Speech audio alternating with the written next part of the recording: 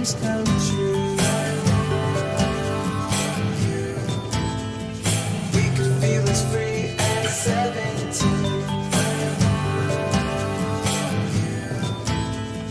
We could feel as free as 17. Feels like a dream when you're on my team. We could feel as free as 17. When you're with me, you're gonna see what I mean. We could feel as free as 17. We could feel as free as 17.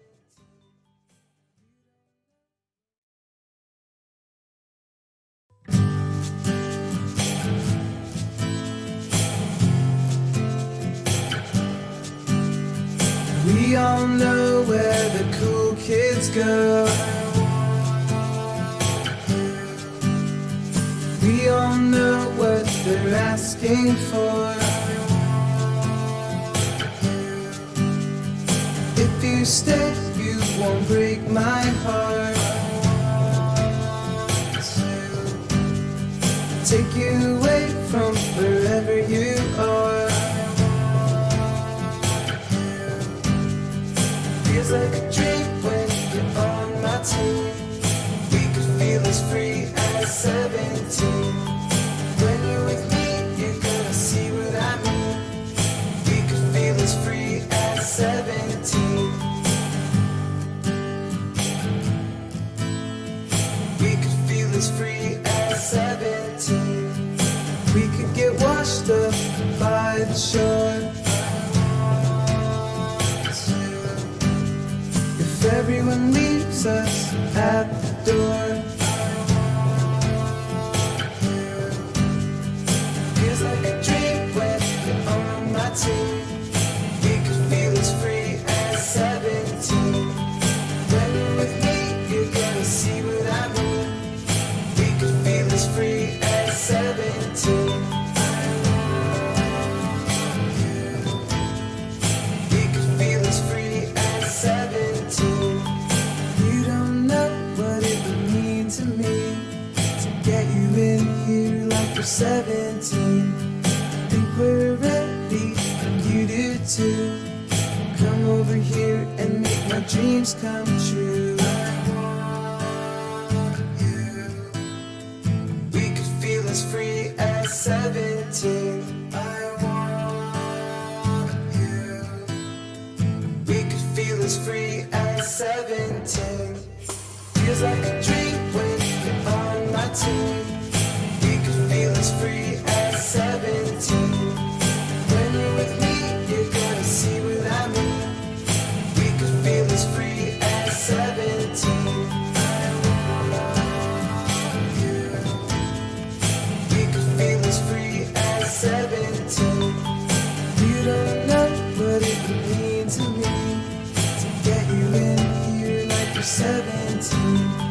Think we're ready and you do too. Come over here and make my dreams come true. We could feel as free as 17.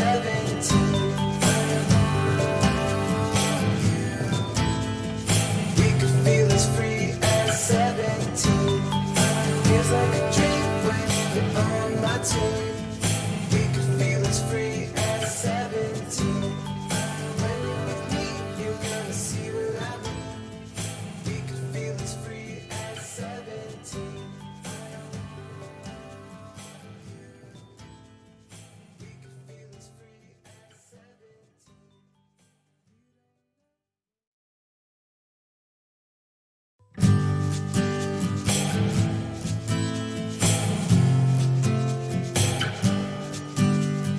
We all know where the cool kids go.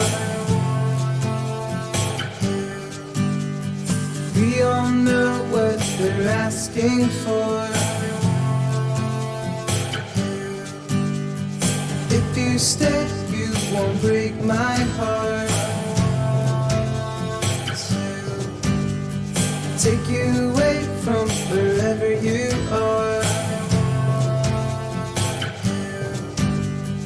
Feels like a dream when you're on my team.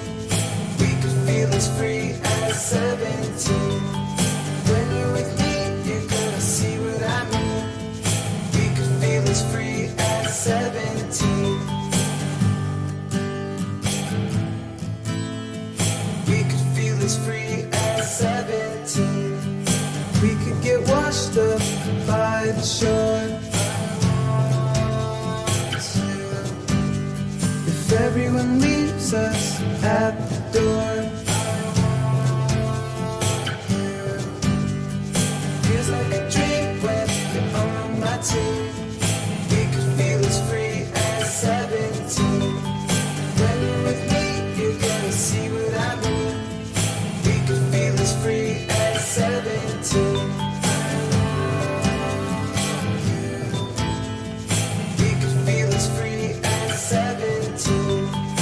You don't know what it would mean to me to get you in here like we're 17.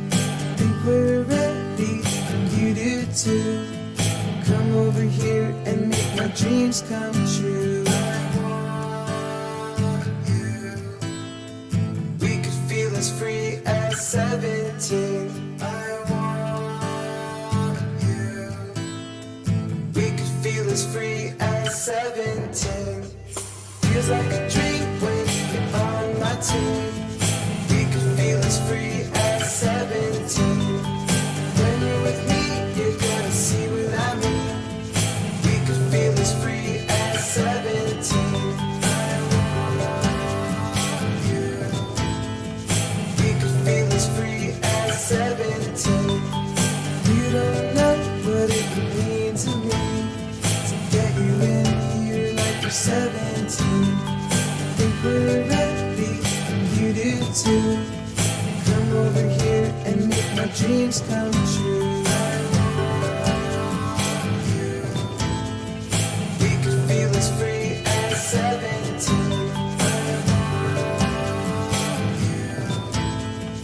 We could feel as free as 17. Feels like a dream when you're on my team.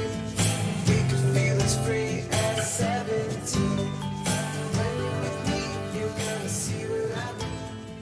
We could feel as free as 17. We could feel as free as 17.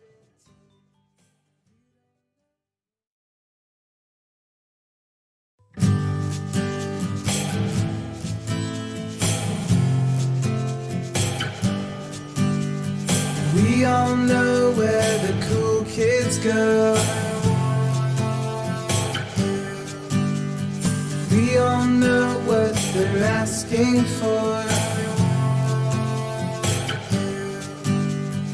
If you stay, you won't break my heart. Take you away from wherever you are. Feels like a dream when you're on my team. We could feel as free as 17. When you're with me, you're gonna see what I mean. We could feel as free as 17.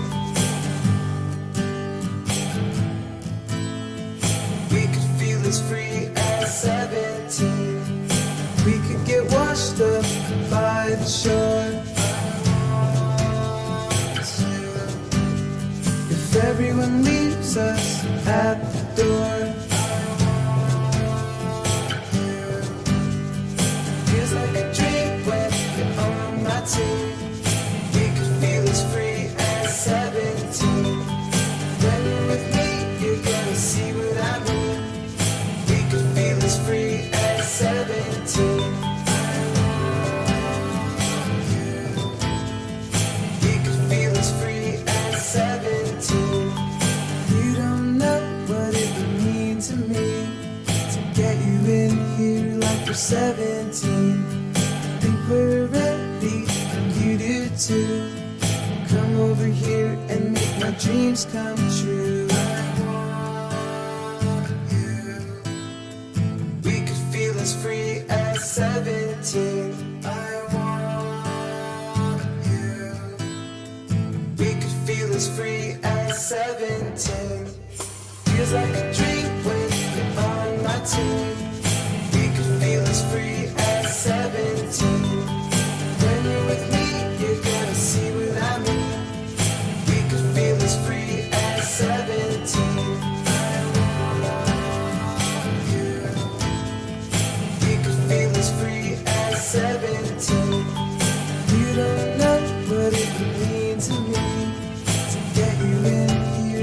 17.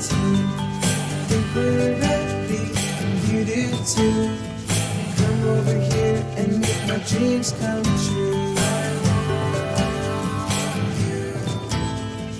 We could feel as free as 17.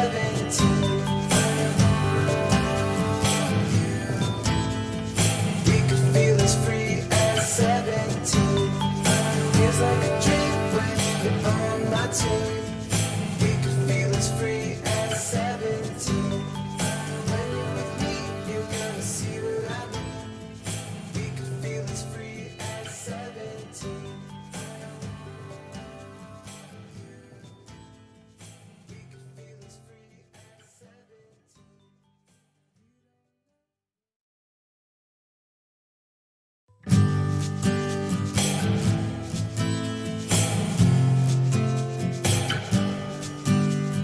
We all know where the cool kids go. We all know what they're asking for. If you stay, you won't break my heart. Take you away from wherever you are.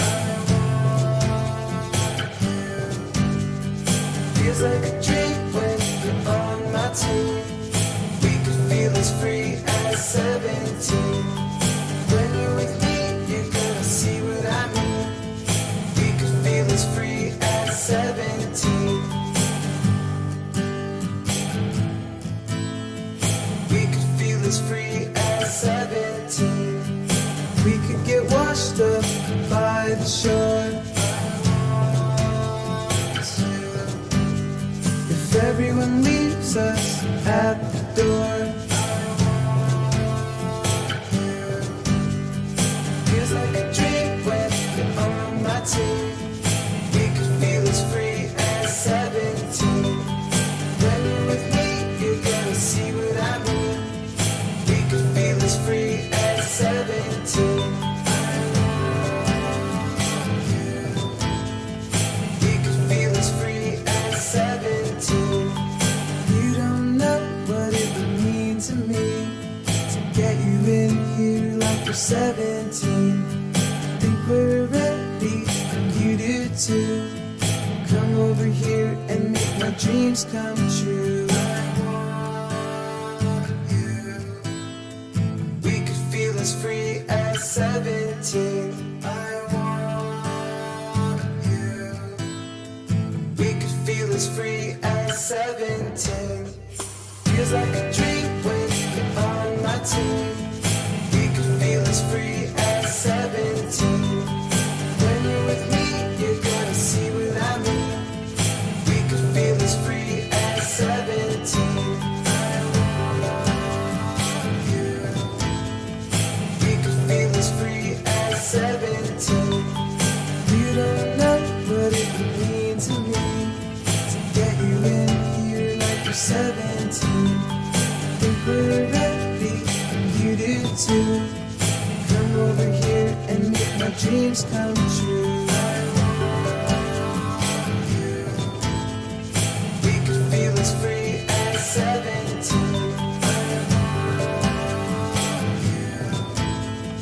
We could feel as free as 17. Feels like a dream when you're on my team. We could feel as free as 17. When you're with me, you're gonna see what I mean. We could feel as free as 17. We could feel as free as 17.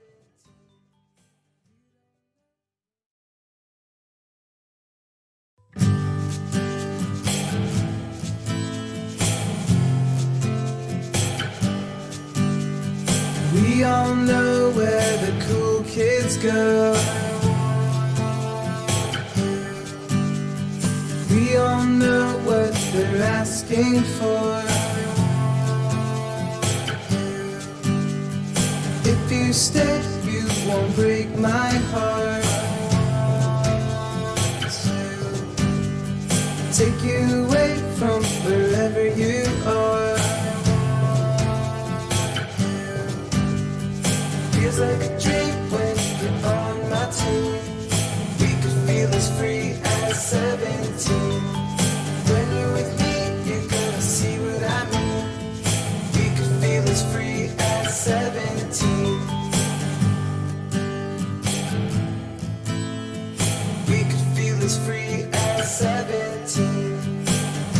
get washed up by the shore.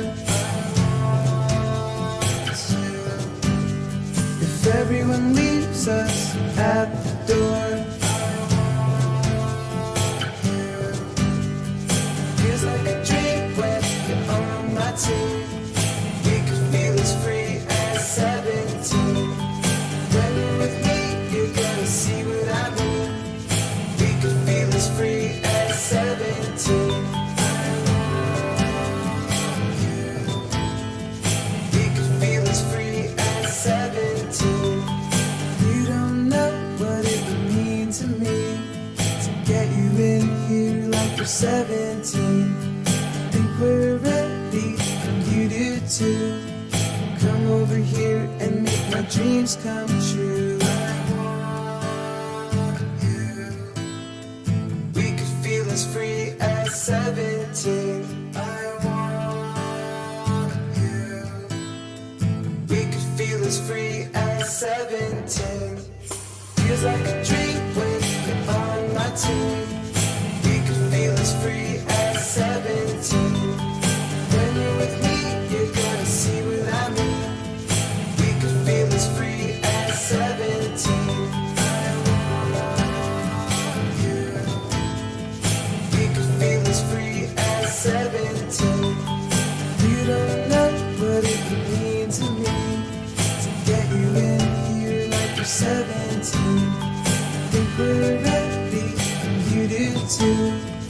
Come over here and make my dreams come true. I want you. We could feel as free as 17. I want you. We could feel as free as 17. Feels like a dream when you're on my team.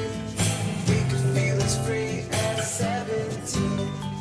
When you're with me, you're gonna see what I mean. We could feel as free as 17.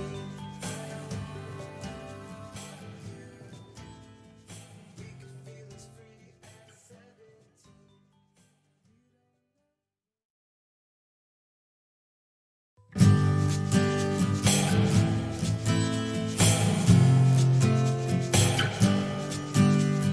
We all know where the cool kids go. We all know what they're asking for. If you stay, you won't break my heart. Take you away from wherever you are. Feels like a dream when you're on my team. We could feel as free as 17. When you're with me, you're gonna see what I mean. We could feel as free as 17. We could feel as free as 17. We could get washed up by the shore. If everyone leaves us at the door, feels like a dream when you're on my team. We could feel as free as 17. When you're with me, you're gonna see what I mean. We could feel as free as 17. We could feel as free as 17. You don't know what it would mean to me to get you in here like you're 17. Think we're ready, and you do too.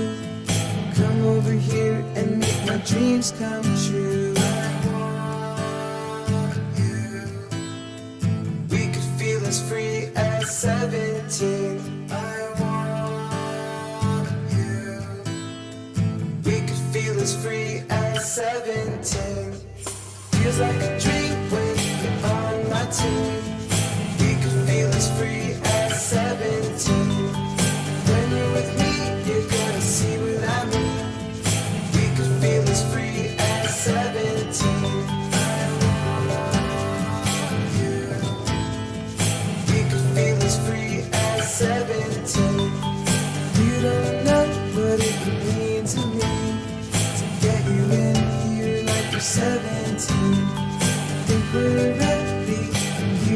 to come over here and make my dreams come true. We could feel as free as 17.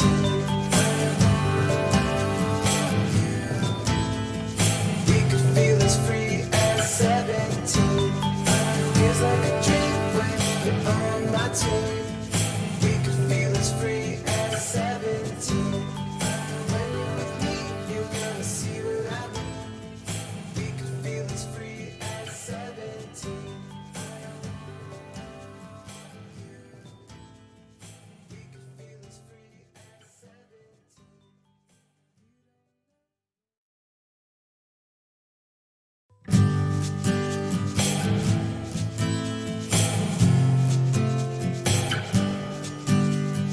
We all know where the cool kids go. We all know what they're asking for. If you stay, you won't break my heart. Take you away from wherever you are. Feels like a dream when you're on my team. We could feel as free as 17. When you're with me, you're gonna see what I mean. We could feel as free as 17. We could feel as free as 17. We could get washed up by the shore. If everyone leaves us at the door. Feels like a dream when you're on my team. We could feel as free as 17. When you're with me, you're gonna see what I mean. We could feel as free as 17. We could feel as free as 17. You don't know what it would mean to me to get you in here like you're 17. Think we're ready and you do too. Come over here and make my dreams come true. We could feel as free as 17. I want you. We could feel as free as 17. Feels like a dream when you're on my team. We could feel as free as 17. When you're with me, you're gonna see what I mean. We could feel as free as 17. We could feel as free as 17. You don't know what it would mean to me to get you in here like you're 17. Think we're ready and you do too. Come over here and make my dreams come true. We could feel as free as 17.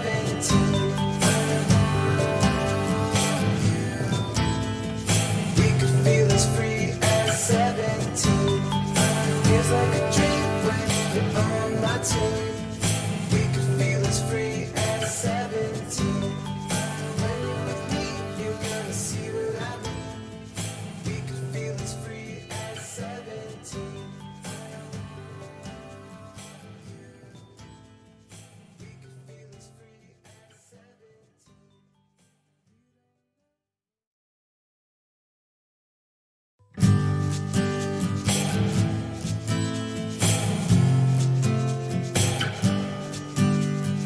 We all know where the cool kids go.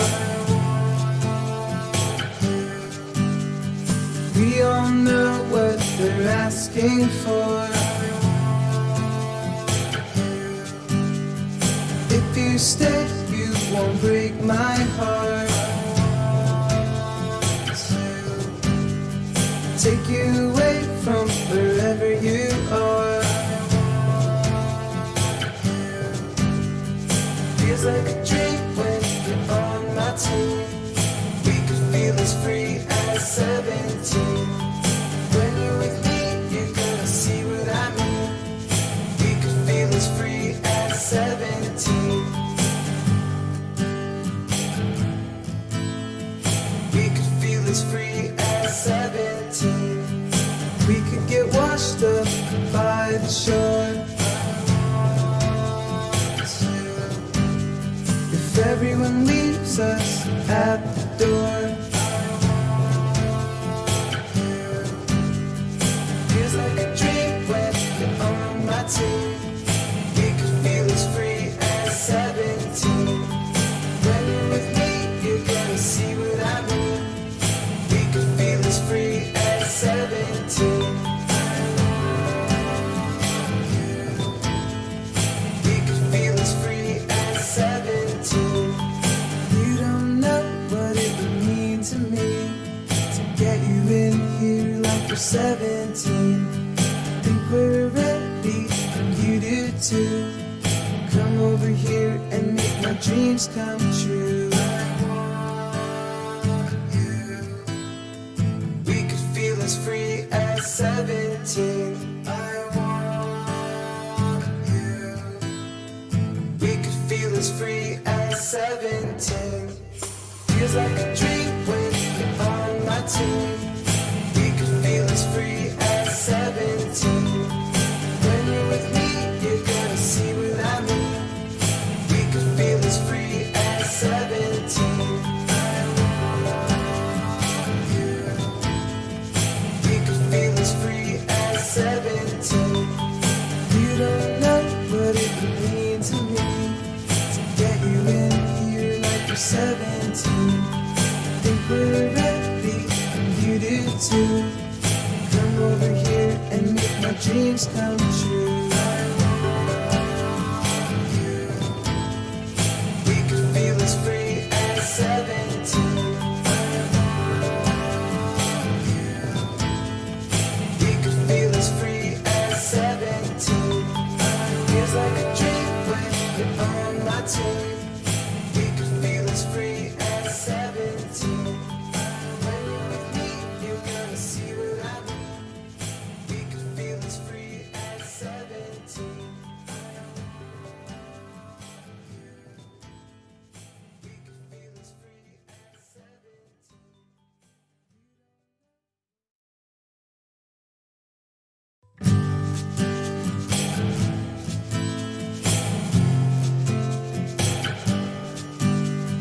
We all know where the cool kids go. We all know what they're asking for. If you stay, you won't break my heart. Take you away from wherever you are. Feels like a dream when you're on my team. We could feel as free as 17. When you're with me, you're gonna see what I mean. We could feel as free as 17. We could feel as free as 17. We could get washed up by the shore. If everyone leaves us at the door. Feels like a dream when you're on my team. We could feel as free as 17. When you're with me, you're gonna see what I mean. We could feel as free as 17. We could feel as free as 17.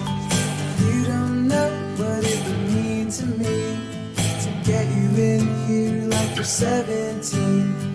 Think we're ready, and you do too. Come over here and make my dreams come true. I want you. We could feel as free as 17. I want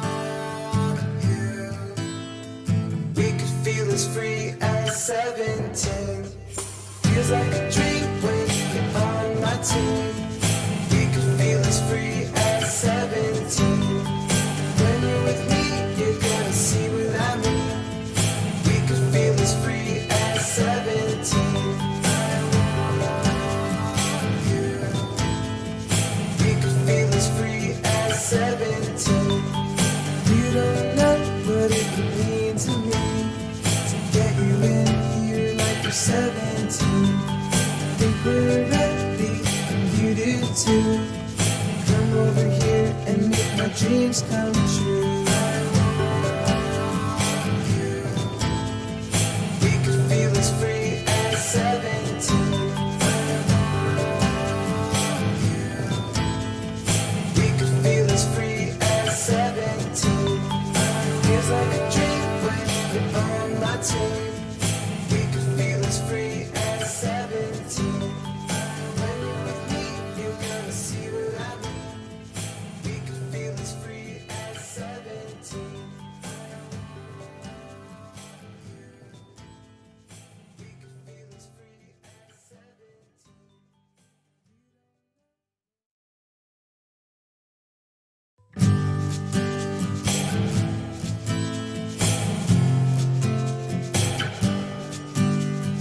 We all know where the cool kids go.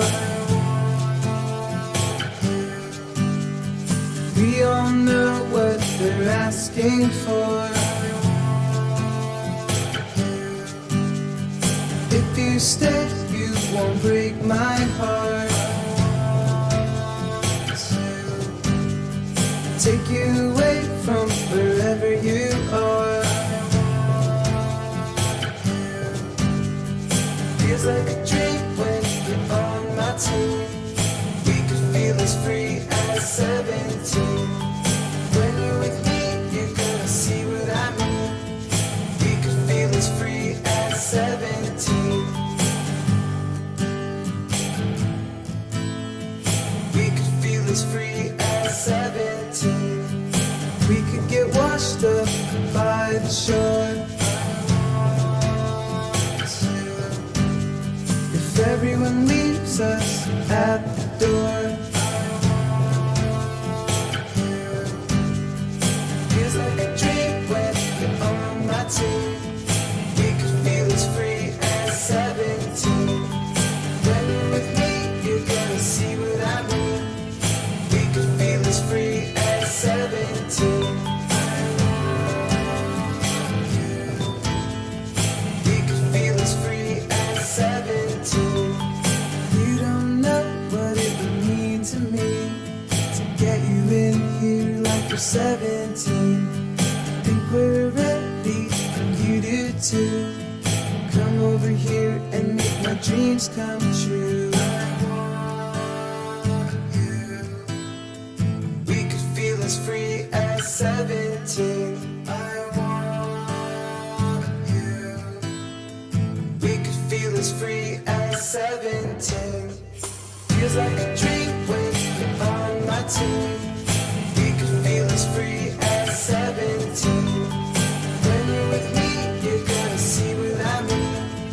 We could feel as free as 17. I want you. We could feel as free as 17. You don't know what it would mean to me to get you in here like you're 17. Think we're ready, and you do too. Come over here and make my dreams come true. I want you. We could feel as free as 17. I want you. We could feel as free as 17. Feels like a dream when you're on my team. We could feel as free as 17. When you're with me, you're gonna see what I mean. We could feel as free as 17. We could feel as free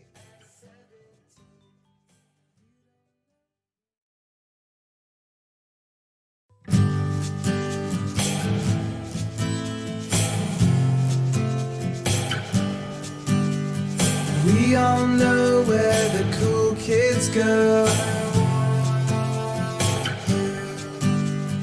We all know what they're asking for. If you stay, you won't break my heart. Take you away from wherever you are. Feels like a dream when you're on my team. We could feel as free as 17. When you're with me, you're gonna see what I mean. We could feel as free as 17. We could feel as free as 17. We could get washed up by the shore. If everyone leaves us at the door. Feels like a dream when you're on my team. We could feel as free as 17. When you're with me, you're gonna see what I mean. We could feel as free as 17. We could feel as free as 17. You don't know what it would mean to me to get you in here like we're 17. Think we're ready, and you do too. Come over here and make my dreams come true. We could feel as free as 17. I want you. We could feel as free as 17. Feels like a dream when you're on my team. We could feel as free as 17. When you're with me, you're gonna see what I mean. We could feel as free as 17. I want you. We could feel as free as 17. You don't know what it would mean to me to get you in here like you're 17. Think we're ready, and you do too. Come over here and make my dreams come true. We could feel as free as 17.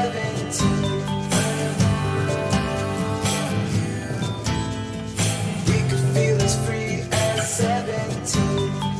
Feels like a dream when you're on my team. We could feel as free as 17. When you're with me, you're gonna see what I mean. We could feel as free as 17. We could feel as free as 17.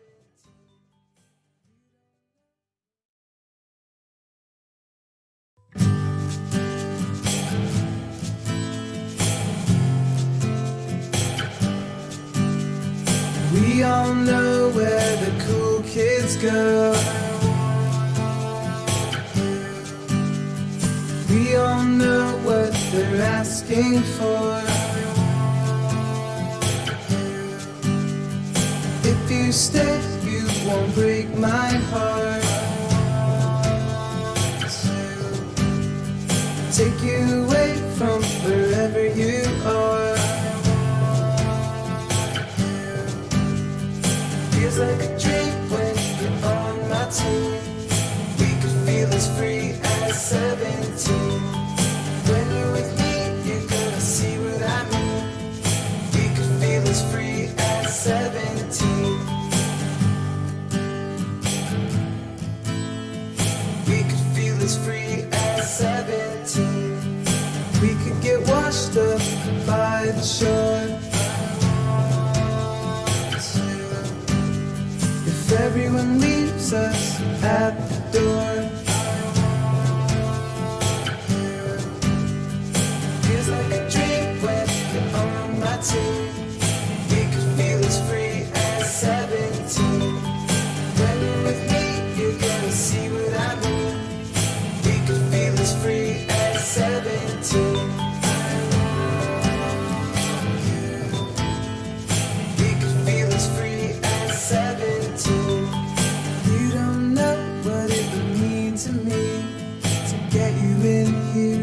17. Think we're ready, you do too. Come over here and make my dreams come true. I want you. We could feel as free as 17. I want you. We could feel as free as 17. Feels like a dream when you're on my team. We could feel as free as 17.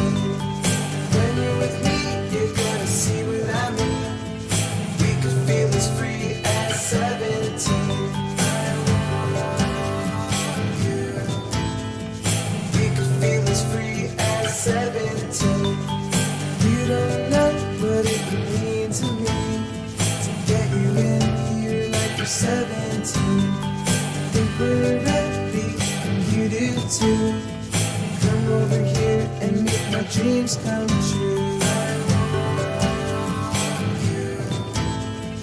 We could feel as free as 17. I want you. We could feel as free as 17. Feels like a dream when you're on my team. We could feel as free as 17. When you're with me, you're gonna see what I mean. We could feel as free as 17. We could feel as free as 17.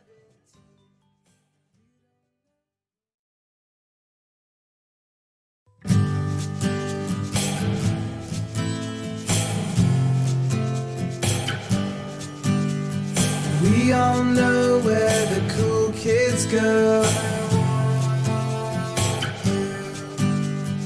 We all know what they're asking for. If you stay, you won't break my heart.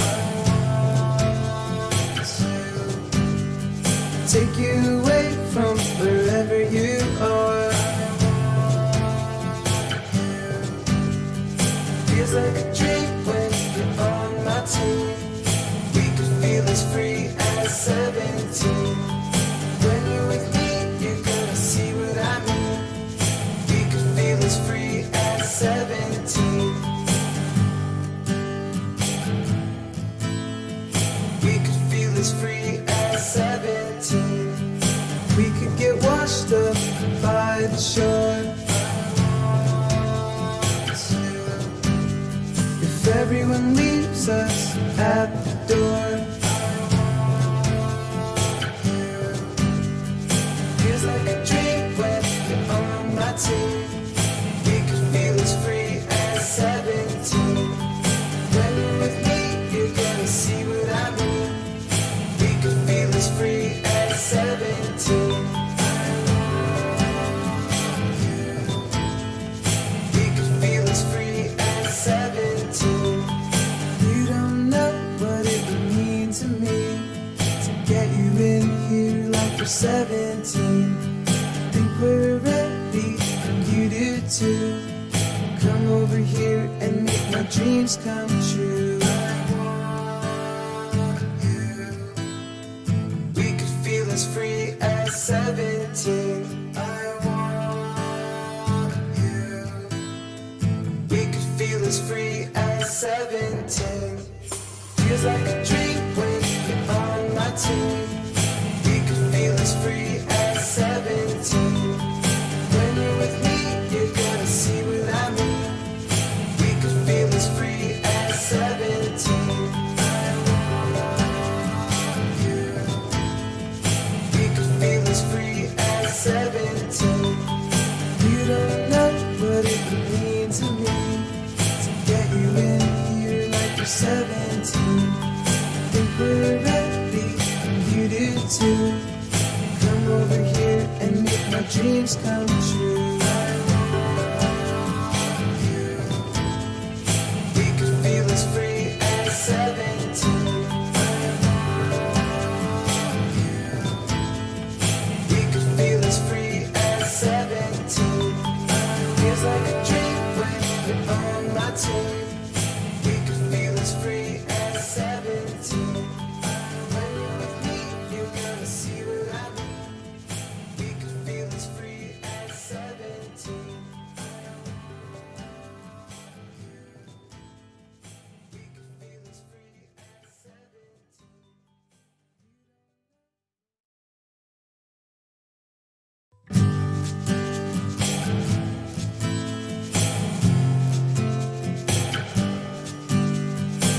We all know where the cool kids go. We all know what they're asking for. If you stay, you won't break my heart. Take you away from wherever you are. Feels like a dream when you're on my team. We could feel as free as 17. When you're with me, you're gonna see what I mean. We could feel as free as 17. We could feel as free as 17. We could get washed up by the shore. If everyone leaves us at the door. Feels like a dream when you're on my team.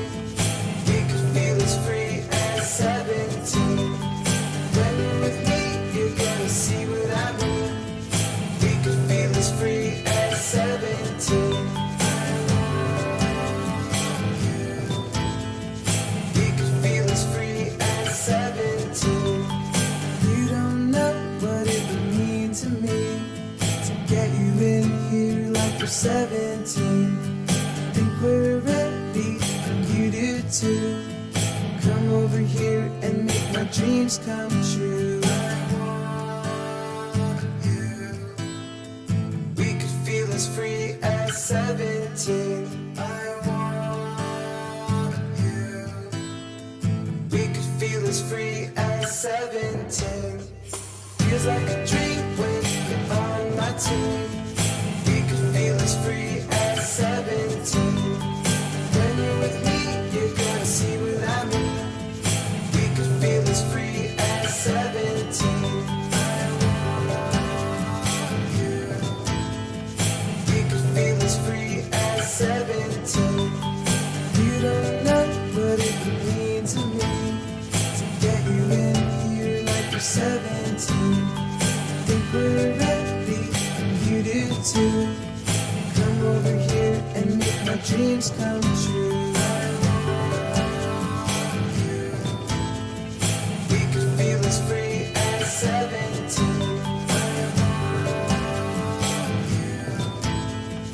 We could feel as free as 17. Feels like a dream when you're on my team. We could feel as free as 17. When you're with me, you're gonna see what I mean. We could feel as free as 17. We could feel as free as 17.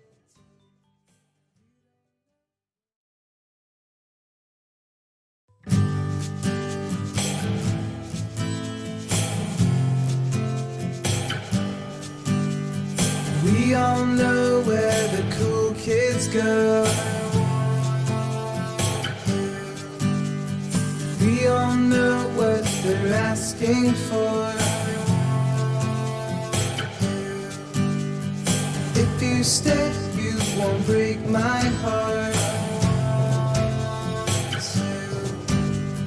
Take you away from wherever you are. Feels like a dream when you're on my team. We could feel as free as 17. When you're with me, you're gonna see what I mean. We could feel as free as 17. We could feel as free as 17. We could get washed up by the shore. If everyone leaves us at the door. Feels like a dream when you're on my team. We could feel as free as 17. When you're with me, you're gonna see what I mean. We could feel as free as 17.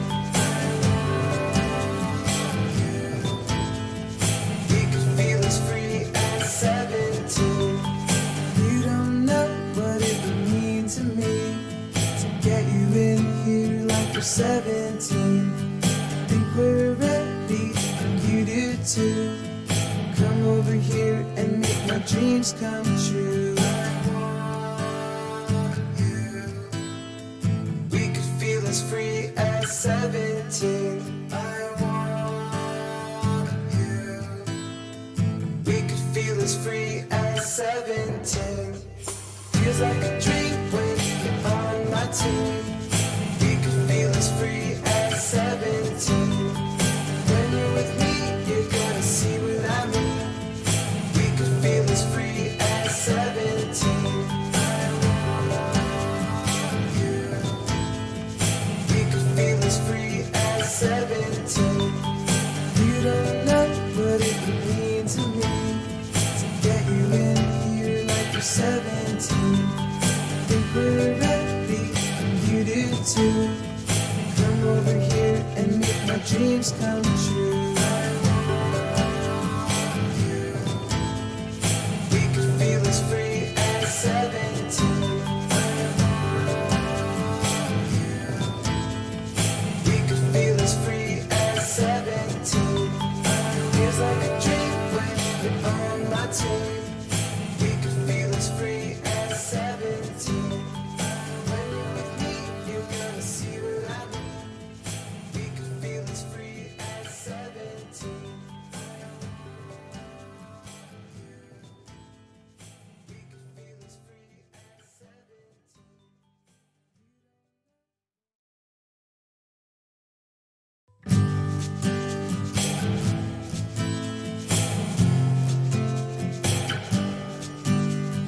We all know where the cool kids go. We all know what they're asking for.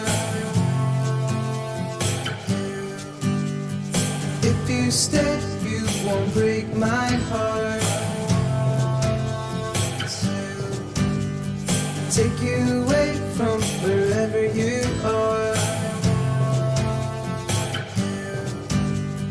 Feels like a dream when you're on my team. We could feel as free as 17. When you're with me, you're gonna see what I mean. We could feel as free as 17. We could feel as free as 17. We could get washed up by the shore. If everyone leaves us at the door. Feels like a dream when you're on my team. We could feel as free as 17. When you're with me, you're gonna see what I mean. We could feel as free as 17. We could feel as free as 17. You don't know what it would mean to me to get you in here like we're 17. Think we're ready, you do too. Come over here and make my dreams come true. I want you.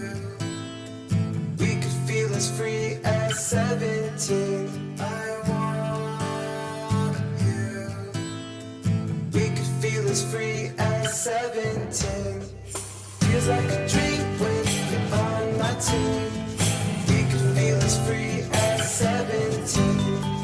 When you're with me, you're gonna see what I mean.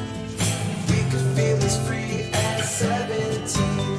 I want you. We could feel as free as 17. You don't know what it would mean to me to get you in here like you're 17. Think we're ready, you do too. Come over here and make my dreams come true. I want you. We could feel as free as 17. I want you. We could feel as free as 17. Feels like a dream when you're on my team. We could feel as free as 17.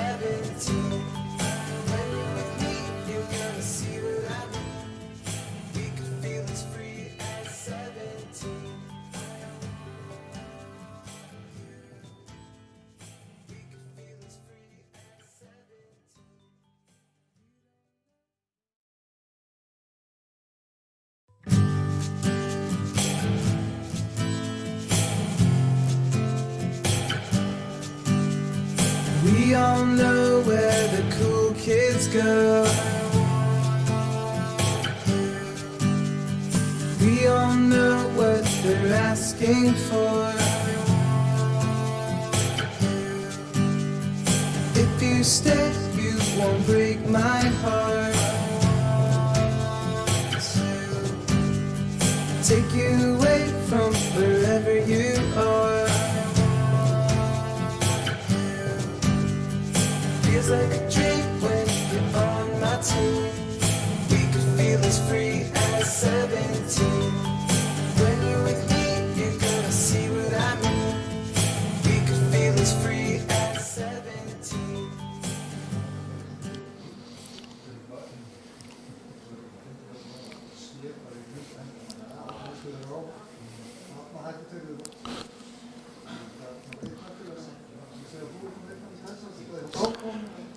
Hello. Hello, everyone. I hope everyone's doing good. We're just getting the live stream here set up. This is for the Bret Easton Ellis Podcast Book Club. I'm going to be the host of this discussion on the first book, Less Than Zero. We're just, as we get a few things sorted, we actually have a sign language person, but his power went out, so we're figuring that out right now.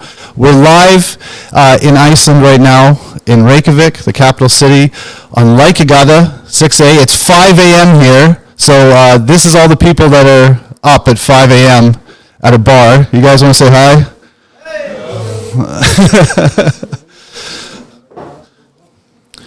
So how's this live stream going to work? We're going to try and make this kind of fun. I want to see, can I get the comments up on the screen? We're just going to get everything kind of rolling. So how it's going to work is as we go through everything, if you comment in the YouTube channel, your comments will come up on the screen here. Sorry, I keep looking over there. That's good. And what I'm basically going to do is this isn't like me, obviously, because I'm just hosting. I'm trying to get a discussion going with everyone. So everyone's here. If you want to be involved, you just comment and we start talking about the book. We have some guests coming on to talk about their reactions to Less Than Zero. And we also have some readings by Lily Analik. She's the contributing editor to Vanity Fair, the author of Eve's Hollywood, which was published by Simon & Schuster, and of course the host of the podcast Once Upon a Time in the Valley. But that's coming up in a little bit now. We're still just getting everything working. How are we doing on the comments? So if someone comments now, it should show up on the screen. There we go. Share the link. Bret Easton Ellis, the icon of truth, transgressive art, and spiritual freedom. Okay, these are good. This is a good start. So as you guys kind of join the thing, I'll give you guys a little bit of what we're doing. So this series of live streams, which is going to be available to everyone, but it's kind of like an extra thing for patrons of the Bret Easton Ellis podcast. This was a chance, and Todd kind of came up with the idea of you're listening to a podcast every 2 weeks. Why not, in this year, in 2020, why don't we all read all of Bret Easton Ellis's work one by one and have a live stream about it and chat about it and talk about how it's affected us in different ways, or how you've enjoyed the work. And the first book we're starting up, the sound is blown up a bit. Okay, sorry about that. Thank you. Jose Monroy. This is the sort of stuff we need. How's the sound now? Probably pretty good.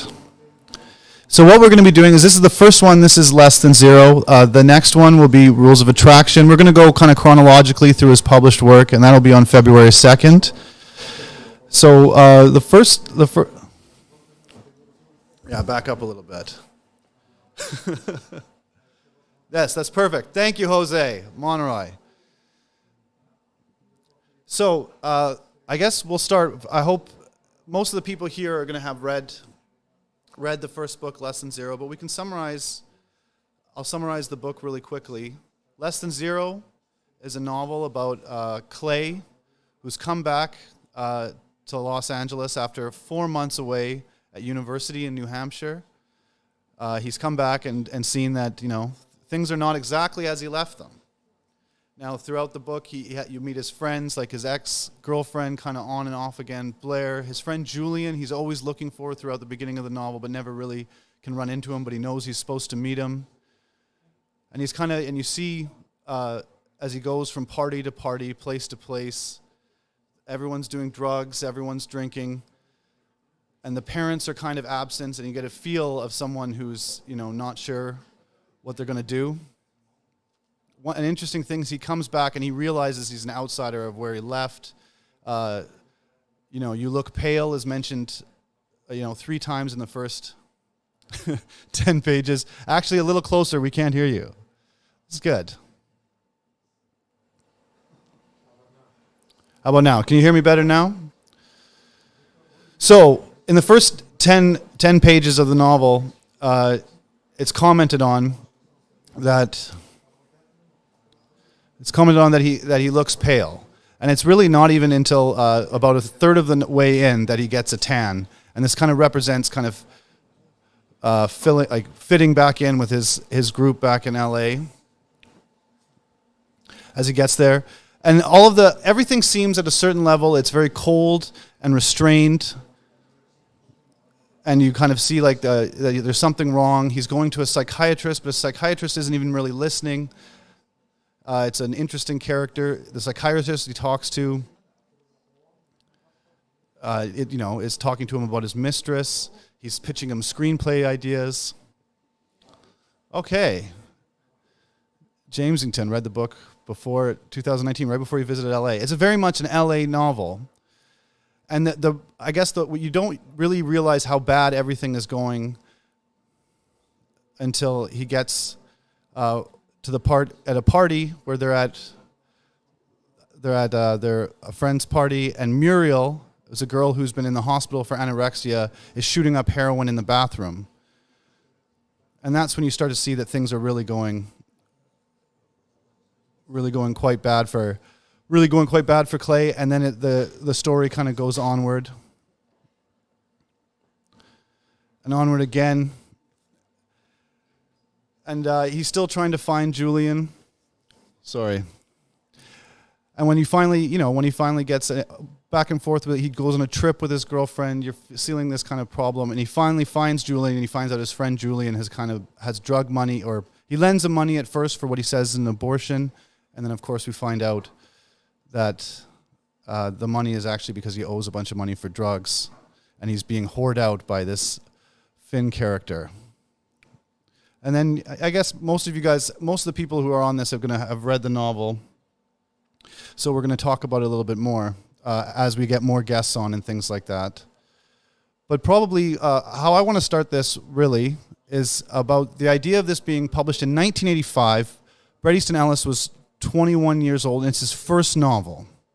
Now, if you compare this to a lot of first novels, and you guys can comment here, hopefully we'll get this kind of comment stream going a little bit more.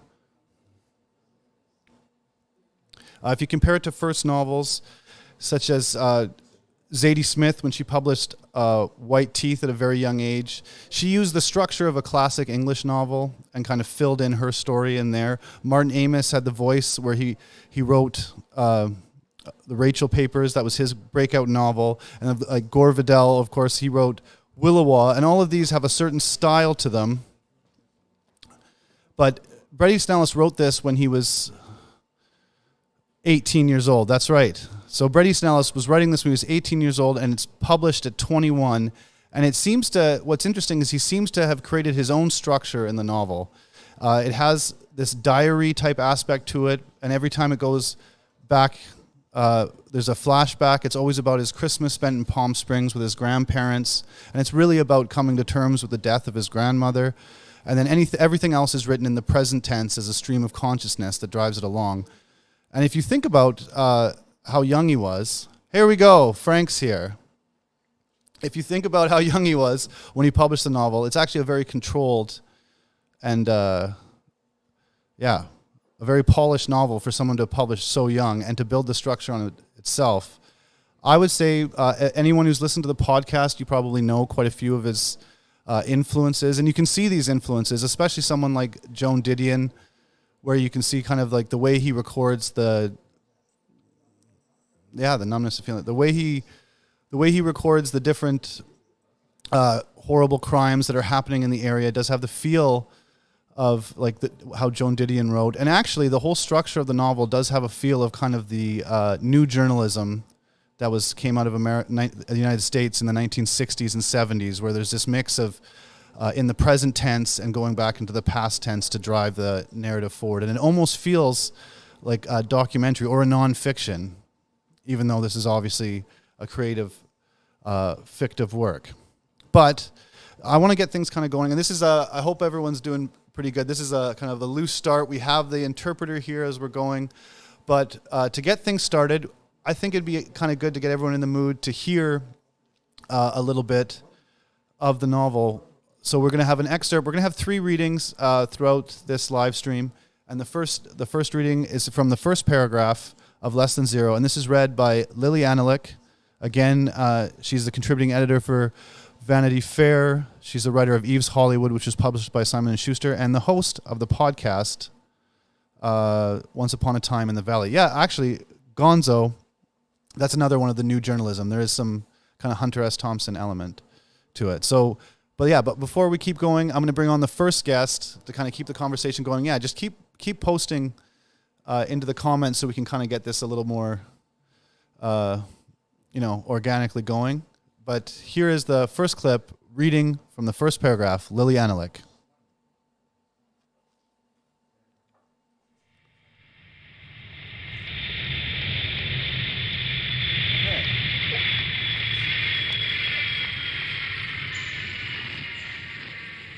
Okay. Not to worry too much about the comments. People are afraid Okay. to merge Only on when it's freeways necessary. in Los Okay. Angeles.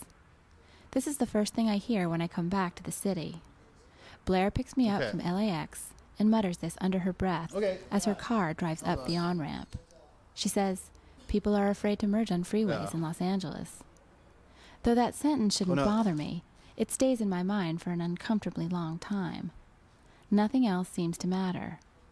Not the fact that I'm 18, and it's December, and the ride on the plane had been rough, and the couple from Santa Barbara, who were sitting across from me in first class, had gotten pretty drunk. Not the mud that had splattered the legs of my jeans, which felt kind of cold and loose earlier that day at an airport in New Hampshire. Not the stain on the arm of the wrinkled, damp shirt I wear, a shirt which had looked fresh and clean this morning.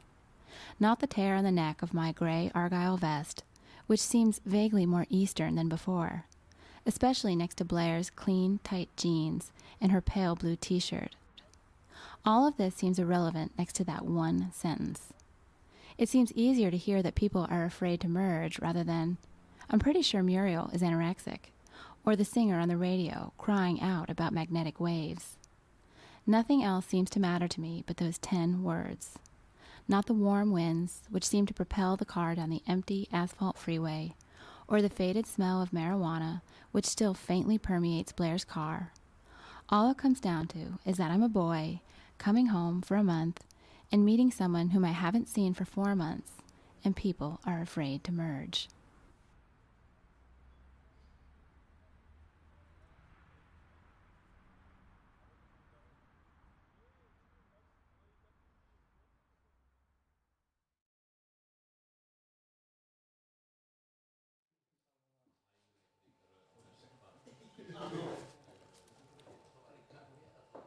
Okay, and we're back. I have a guest with me now. This is the novelist Halldór Ármann Ásgeirsson here in Iceland, and he's coming on to talk a little bit about Less Than Zero with us. Yeah. So, how's it going? Good. Very happy to be here. Yeah, it's 5 a.m. Yeah. Yeah. So, I actually had to borrow your copy of Less Than Zero because Yes. I couldn't find my copy because of my move. When did you first read Less Than Zero?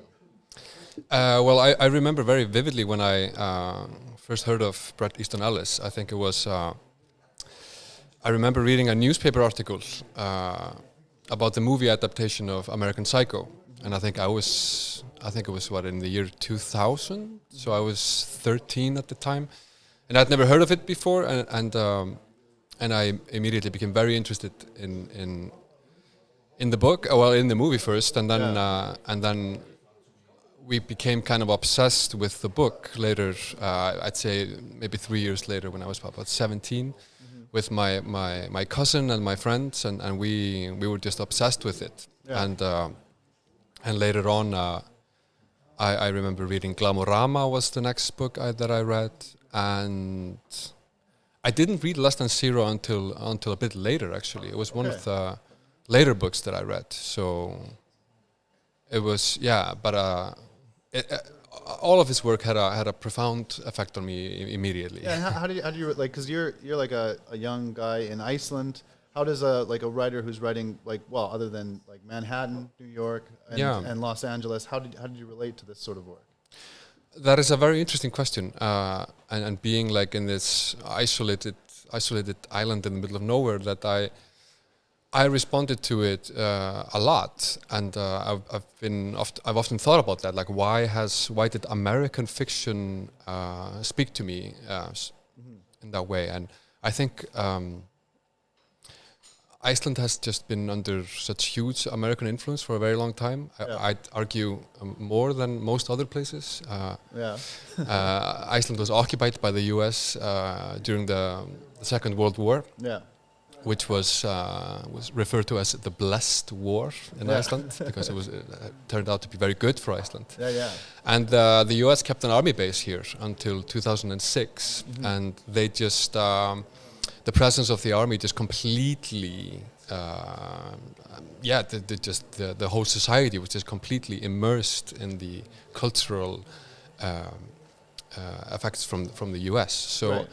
I believe, at least that's how I see it, that when I'm growing up and I'm kind of, I guess, the first generation that is almost entirely raised with the internet, and in this place, which is kind of geographically between the US and Europe, but also culturally, I'd say. Yeah.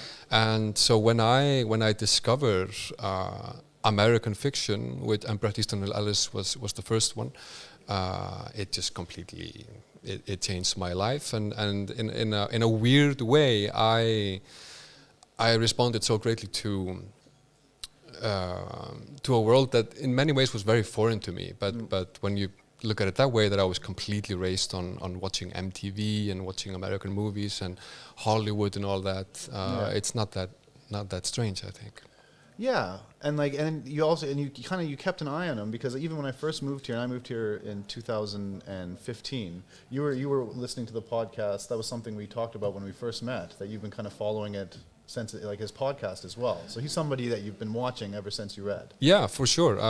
Like I said, I was pretty young when I first discovered his work, and was reading his books in English when I was quite young. And then I remember also very vividly, I was sitting in an airport. And I read that was the first non-fiction piece that I read by him, which was a piece about Charlie Sheen. And I remember it so vividly. I was in an airport and I thought, like, my God, this is so fresh and smart and just so. I just loved it so much. And then I immediately started following the podcast, and that's when I kind of also I'd say rediscovered Bret Easton Ellis, because then he has ever since, and especially after Trump got elected, he's kind of been my go-to public intellectual, I'd say, in the U.S., because I immediately completely gave up on the traditional media, and I really felt that he was an independent thinker that I completely trusted and liked. Yeah, and so like you've written 4 novels, and this Less Than Zero is Bret's first novel, and it has all these different techniques in it that you can see, and it's very much of its time. Like even the scene that I talked about at the beginning when we were getting everything together, when they go into the bathroom and Muriel's shooting up heroin, a photographer for the party comes in. And that kind of like, it symbolizes like a distance and not caring. But now, today, everyone is a photographer. You have a phone in your pocket everywhere you go. Yeah, for sure. And writing a novel at this time, because you can see when you read, and he said it as well on the podcast and in interviews, that he collected basically diaries and journals and things he liked and lists of songs and things like that. And that was what really got him writing, and that's how he wrote his first novel. How did you start writing? What was it? Because you're starting years later. Yeah. What was like because this is like a epistolary novel where you have these kind of diary entries. Did you start by, were you like a diary person? Did you write a lot diaries, or was it blogs, or how did you start writing? Yeah, no, I never wrote. I've never written diaries. I started out for some reason when I was quite young. I started writing plays. Okay. I cannot remember or tell you why I started there, but yeah, I started out with writing these kind of adventure plays, and then. Later I moved to like satire. I started when I was in high school. I started my own like online. I'd compare it to, I don't know, The Onion or something like that. This kind of satire magazine, and then when I was at the university, I started dabbling with writing my own short stories. Okay. I hadn't done that before, and yeah, I just basically tried to, at that time I was just trying to copy people like Ellis and Don DeLillo and these idols, these American idols that I had. Yeah, that's great. Can we put the comments back up? We're gonna we'll keep you here and we'll see how people are doing. Yeah. The first, okay, we got the first novel. Less Than Zero, I would say, because like there's something about it, and I want to share it with you, and so maybe get your opinion on it. How I look at it, the entire book is kind of like a subgenre of the spy novel. Mm-hmm. And it's a weird thing because when you look at the writing, you can see influences by Joan Didion. You can see influences by Fitzgerald, Hemingway. You can tell that he read as a teenager, and then this is the culmination of all of that. You can even tell from the book, because all it really is focused on is his friends, his direct life, and the only real mentions to the outside world are what an 18-year-old would know from history class or Hollywood movies, which is Nazis, the Japanese, everything kind of post World War II. That you would like kind of know about, having boomer parents. That's kind of the only extra stuff really in the novel, is that kind of knowledge of the world. It's very much an 18-year-old, and it reminds me. I kind of think of all of his work, and maybe I'll bring this up in the other live streams. I think of all of Bret Easton Ellis' work as like kind of spy novels, but obviously they're not. There isn't like the classic spy thing, but it reminds me, like if you think of American Psycho and then you think of James Bond, this has been compared before, the listing of items, the way James Bond knows everything he's going to wear and stuff like that. Yeah. But if you even look at Ian Fleming as like kind of a disaffected, rich playboy fantasist who's trying to do something in his life and then ends up being an intelligence officer, this is very similar to Bret Easton Ellis when he talked about he couldn't bring up his sexuality at first, especially because of the time it came out in the 1980s. So you had to keep this kind of stuff to yourself secret, and you're always kind of reporting, and you're always kind of you're kind of hiding in plain sight and spying on popular culture. And then also, especially in Less Than Zero, because it's about kids, it's kind of about youth, and you have their parents that aren't there. Kids are spies. Like everyone knows, as soon like your bad behavior and everything in your life is one thing, but as soon as a kid or it comes into the family, there's a witness or a spy. Yeah. And so I kind of find Less Than Zero and all of his work, and I'll try and piece this kind of theory together as like kind of like spy novels, and especially because the references to Nazis and Japanese, of course it's like of the time as well, but that's very World War II, and it kind of reminds me of what Ian Fleming was kind of going through as well, because he was a spy during World War II. So I think there's something to this kind of weird thing with Less Than Zero. The Nazi pots, the plants. That's good.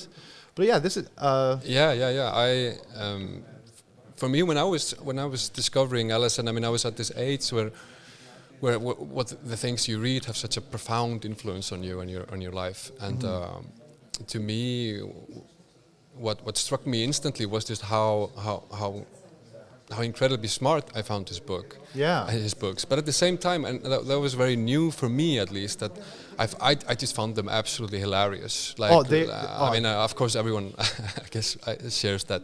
No, but I think sentiment, like that's the one thing that is so incredible, because to be that young, you normally want to show off a bit in your writing and kind of go like, look at how smart I am, and over exaggerate. Even if you compare it to David Foster Wallace, which Bret Easton Ellis has obviously criticized a bit with Infinite Jest, because it's so exaggerated that it's too much. Yeah. Whereas this is very restrained. And somehow, because of how restrained the prose is and the tone, he's able to have these outrageous characters who never listen to each other. The psychiatrist, like I mentioned before, who at one time he says, "What about me?" and the psychiatrist says, "Let's talk about something else." Yeah. Like, this is something where these characters wouldn't work if you were already exaggerated in your prose, but the restrainedness, you believe that they're that shallow, and the characters are kind of interchangeable.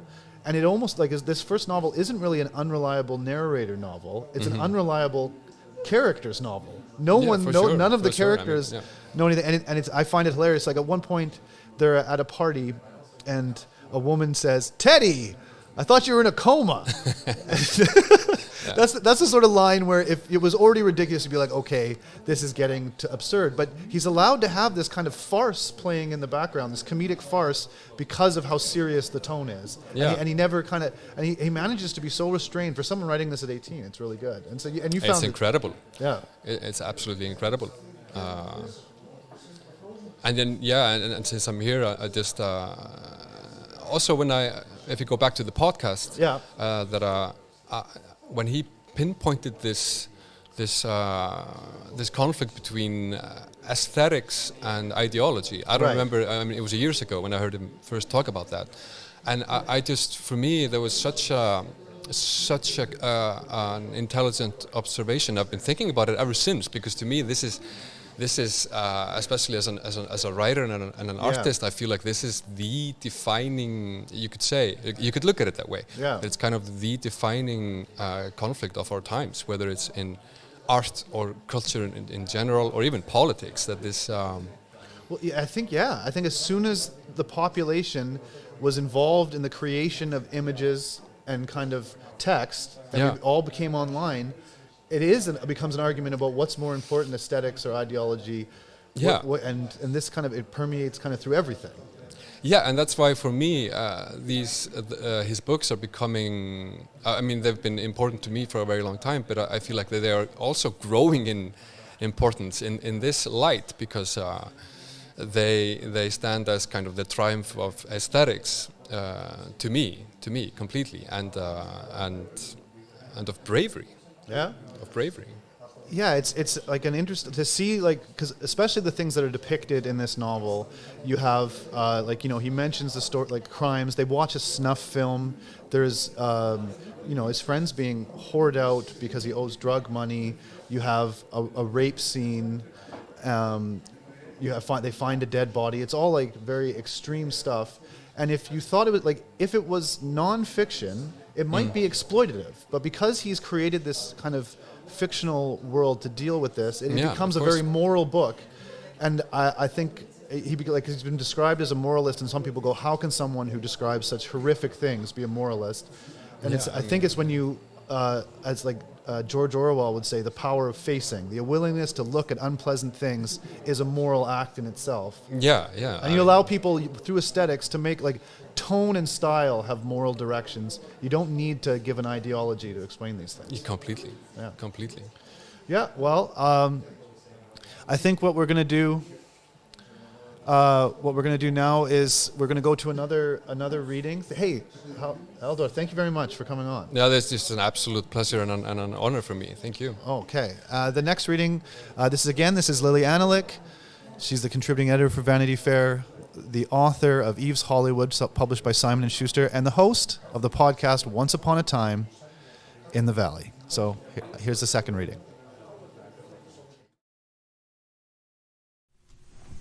Night, and on some Saturday nights, when there's not a party to go to and no concerts around town, and everyone's seen all the movies, most people stay at home and invite friends over and talk on the phone. Sometimes someone will drop by and talk and have a drink, and then get back into his car and drive over to somebody else's house. On Saturday nights, there'll be 3 or 4 people who drive from one house to another, who drive from about 10 on Saturday night until just before dawn the next morning. Trent stops by and tells me how a couple of hysterical Japs in Bel Air have seen what they called some kind of monster. Talk of a werewolf. One of their friends has supposedly disappeared. There's a search party in Bel Air tonight, and they found nothing except, and now Trent grins, the body of a mutilated dog. The Japs, who Trent says are really out of their heads, went to spend the night at a friend's house in Encino. Trent says that the Japs probably drank too much tab, had some kind of allergic reaction. Maybe, I say, but the story makes me uneasy. After Trent leaves, I try to call Julian, but there's no answer, and I wonder where he could be. And after I hang the phone up, I'm pretty sure I can hear someone screaming in the house next to us, down the canyon, and I close my window. I can also hear the dog barking out and back, and K-Rock is playing old Doors songs, and War of the Worlds is on Channel 13, and I switch it to some religious program where this preacher is yelling, "Let God use you. God wants to use you. Lie back and let him use you. Use you. Lie back." He keeps chanting, "Use you. Use you." I'm drinking gin and melted ice in bed and imagine that I can hear someone breaking in. But Daniel says over the phone that it's probably my sisters getting something to drink. It's hard to believe Daniel tonight. On the news, I hear there were 4 people beaten to death in the hills last night, and I stay up most of the night, looking out the window, staring into the backyard, looking for werewolves.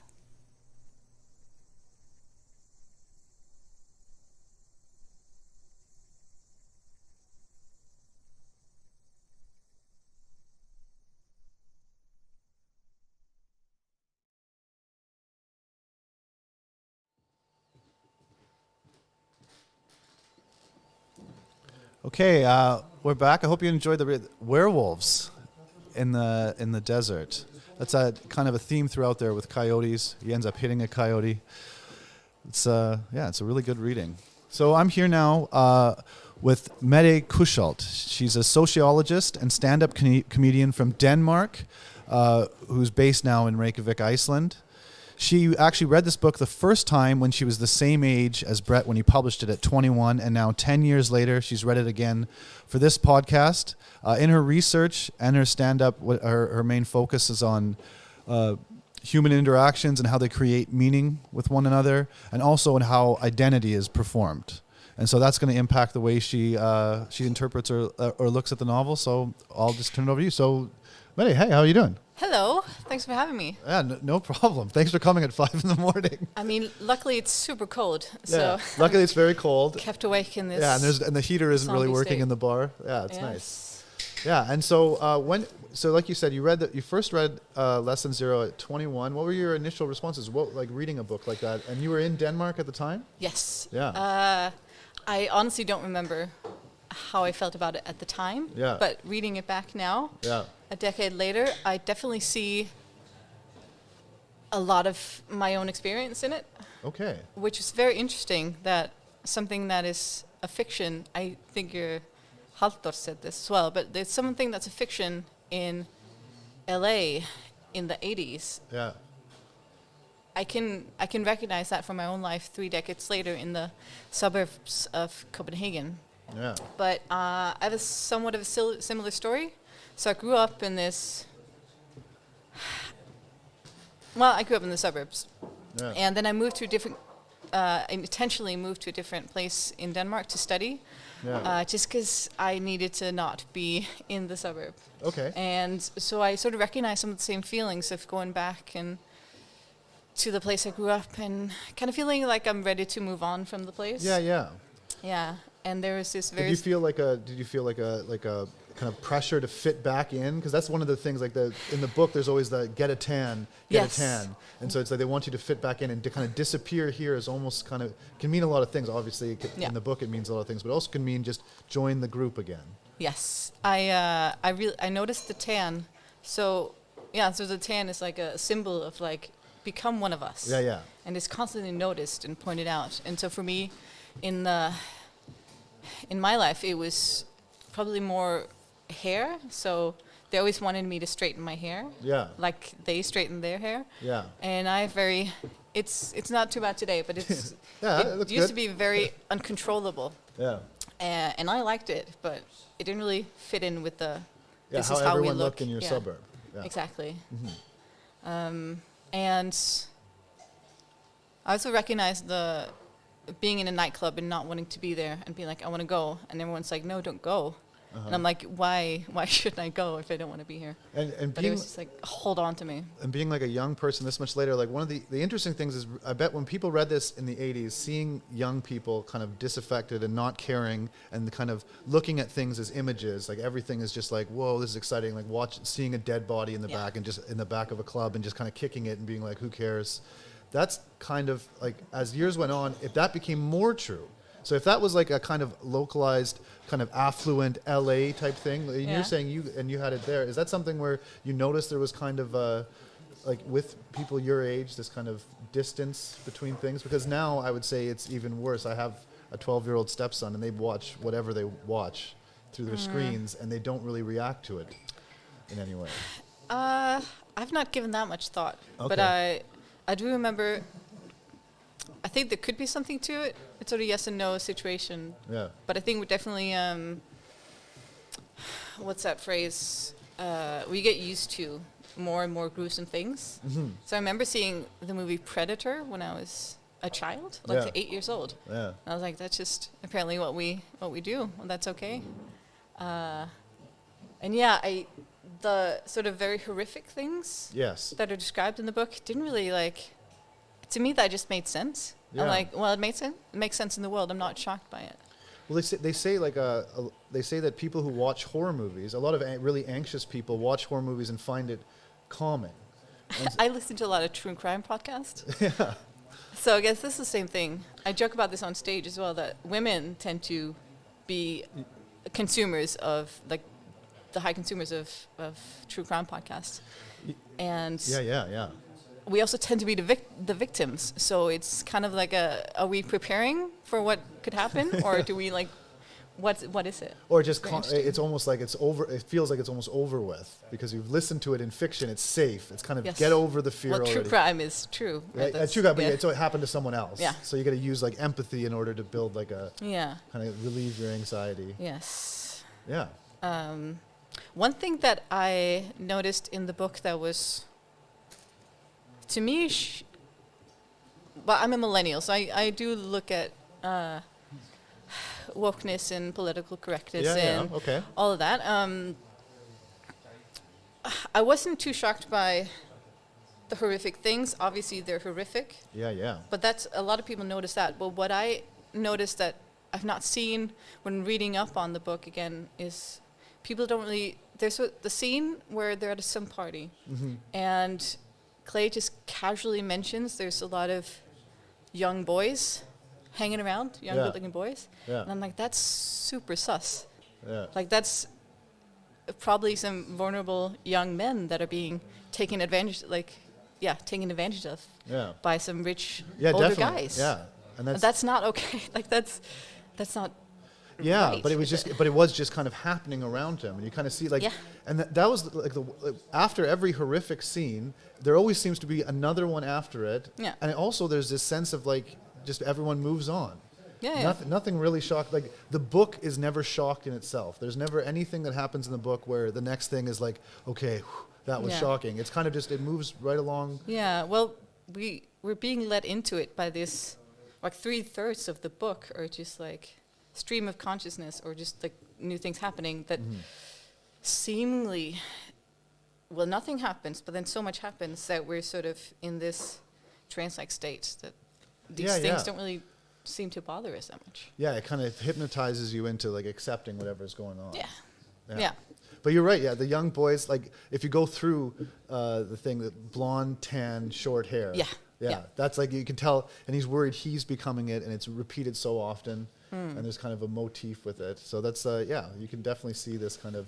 Am I becoming one of them? And also you can see he's being kind of trained that that's what to look for, because that's what everyone's looking for. Yes. And it also has the Nazi vibe that they bring up, that is kind of like, which is an obsession in LA and in Hollywood and post World War II with boomer parents. Everyone's kind of obsessed with the Nazis. I heard a podcast about this book where also the millennial host, it's called, can I mention another podcast? Yeah, sure. It's called Bret Easton Hell Yes. Yeah. That's been shared in the Facebook group. Okay. There's some people who've checked it out. Yeah, where they go through all of his books. Yeah. And then, so the host, I have a name somewhere else. Her brother is sort of, 'cause he's a bit older, he goes through, like he's gone deep on all these Nazi references, and a lot of the bands as well have like Nazi connections. Yeah. So there's a lot of like small hints and yeah. It just makes me think that more and more that he's like the Ian Fleming of the new wave. That does not mean anything to me. Oh yeah, like sorry, I was mentioning it. I think of him as like James Bond. Yeah. Because in James Bond, it's kind of like that, and he was, and because of like him hiding and being like a young gay man as well, and having to hide that and spying on everything, and then the references of Nazis, and that's kind of like with the James Bond novels, and Ian Fleming could have been also closeted. He was obsessed with BDSM and butts, so it doesn't take a master's in literature to. Yeah, he was. Yes. To put those two together. Yeah. Yeah. Well, yeah, that's really interesting. Like that's sort of the world what he sees, but I guess also the world that he lives in. Yeah. He notices all these stuff.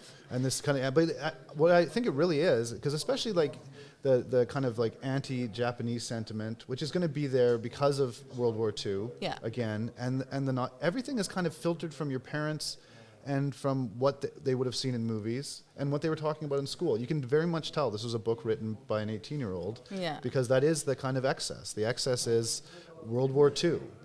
If you talk to a kid, even like when I was growing up, and you ask me about history and what I learned in high school, I can't really tell you even a lot about Canadian history and how it was formed that much, but I can tell you like Nazis are bad. Yeah. Hitler was a bad guy. It's a big deal. Yeah. And that's kind of all you kind of remember at that time, because that's all you kind of paid attention to. And you got enough movies about it. I mean, did we pay attention as much as it was just constantly fed to us? Yeah, exactly. Like any document, like half of all documentaries made are like Nazi documentaries, isn't it? Yeah. That's not an actual fact. But yeah, that's you can see that kind of filter through in an 18-year-old's mind in his writing, because what he really cares about is his friends and his life and the songs that are coming through on the radio, and everything else is just kind of filtered. Yeah, he kind of struggles with showing emotions. Like he seems to me the only one who shows emotions. Do you see this? Can we put we can put the comments on too? Oh, hello. Yeah. Hey guys.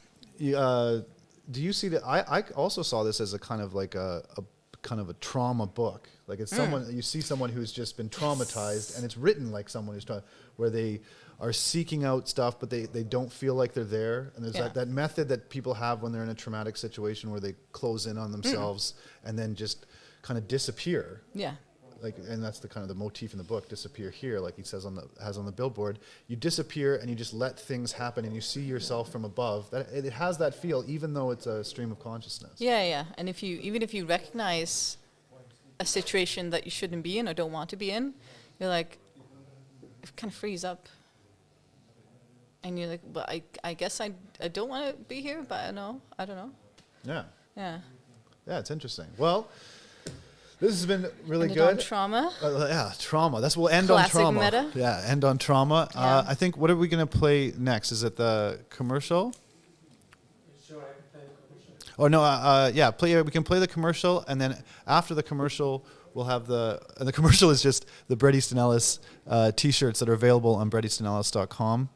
Also, if you follow anything that's going on right now, Todd is running an auction for 2 less than zero packages where you can buy signed copies of the books with a bookmark, and half the money raised, or even more, I believe, half the money raised is going to be sent back here to Iceland to a charity for the women's shelter here. So we're raising money for the women's shelter in Iceland for any of the purchases that are made through the BretEastonEllis.com website.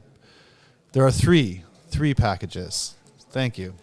And so you can well, I'll show you the T-shirts now, and then right after that, we'll play the reading, the third reading, which is the final paragraph of the book, and it's again by Lily Anilik, the host of the podcast Once Upon a Time in the Valley. So we'll see you guys in a few minutes. And it's all on eBay too. Thanks. We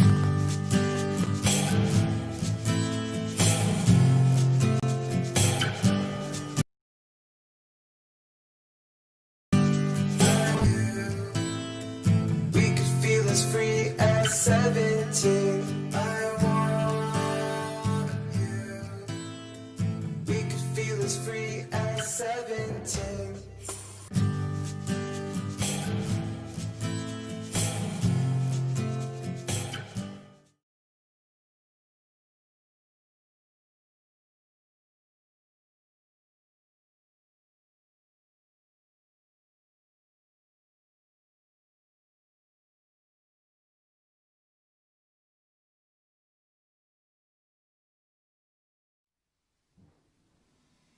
There was a song I heard when I was in Los Angeles by a local group. The song was called Los Angeles, and the words and images were so harsh and bitter that the song would reverberate in my mind for days. The images, I later found out, were personal, and no one I knew shared them.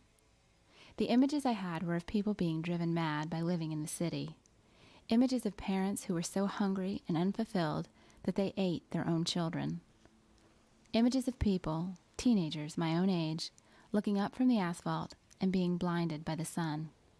These images stayed with me even after I left the city. Images so violent and malicious that they seemed to be my only point of reference for a long time afterwards, after I left.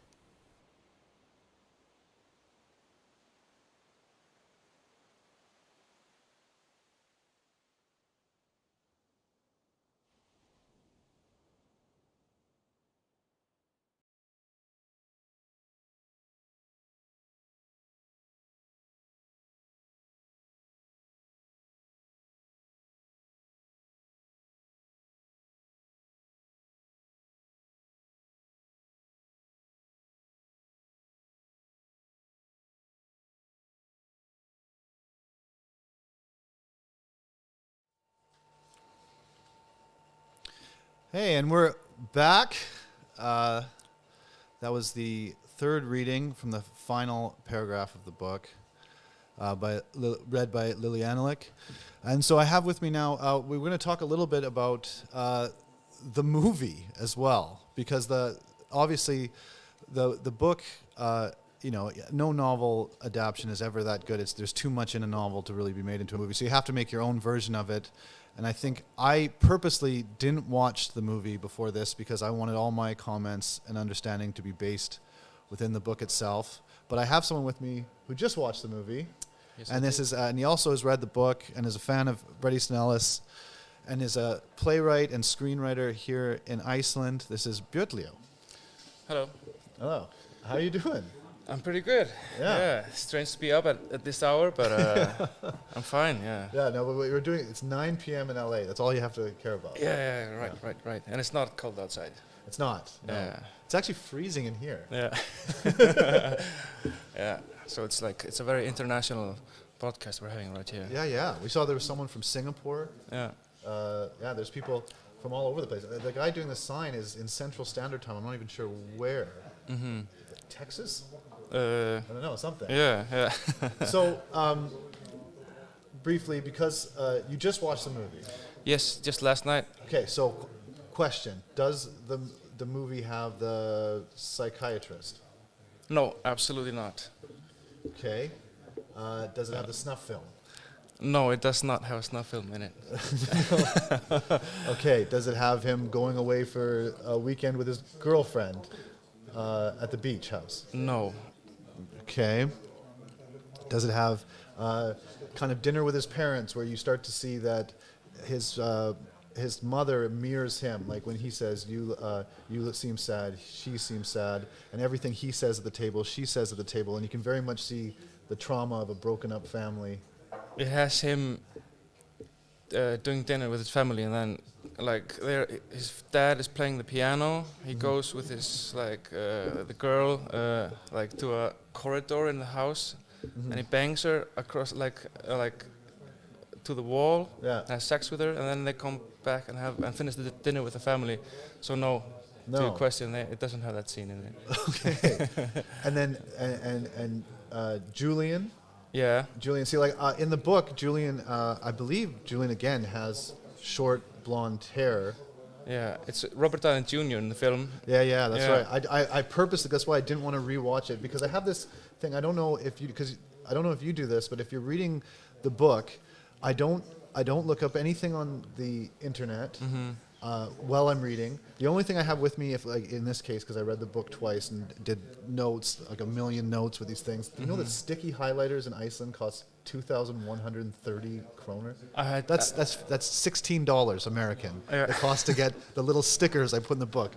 The book's now like triple its value just because I have stickers in it. I just paid just like $10 for like 10 of these American style paper clips yesterday. You know, those you fold back. And Why do we live up here? It beats me, you know. It's ridiculous. Yeah. But yeah, I think like I was saying, I think there's something about, and I hope this kind of happens in this book club. There's a thing about giving the writer the chance to play with your imagination. And novels are a self-contained thing where all the information you need to understand it is in the book. Like, I don't know, and I still don't know, I didn't look it up, what the colony is, but I imagine, because in the book they mention there's an area where they're like, the one character, she only likes guys from the colony who look like David Bowie. Right. And I don't know what the colony is, but I imagine it's an area, and I just picture big apartment block buildings for some reason. But I'm sure that's called the colony or something. That's called the colony. Yeah. But I didn't look it up because I want to have all of my I want to see how I respond to the work with the references I have, so I can understand. Afterwards, I look everything up and I like nerd out and everything.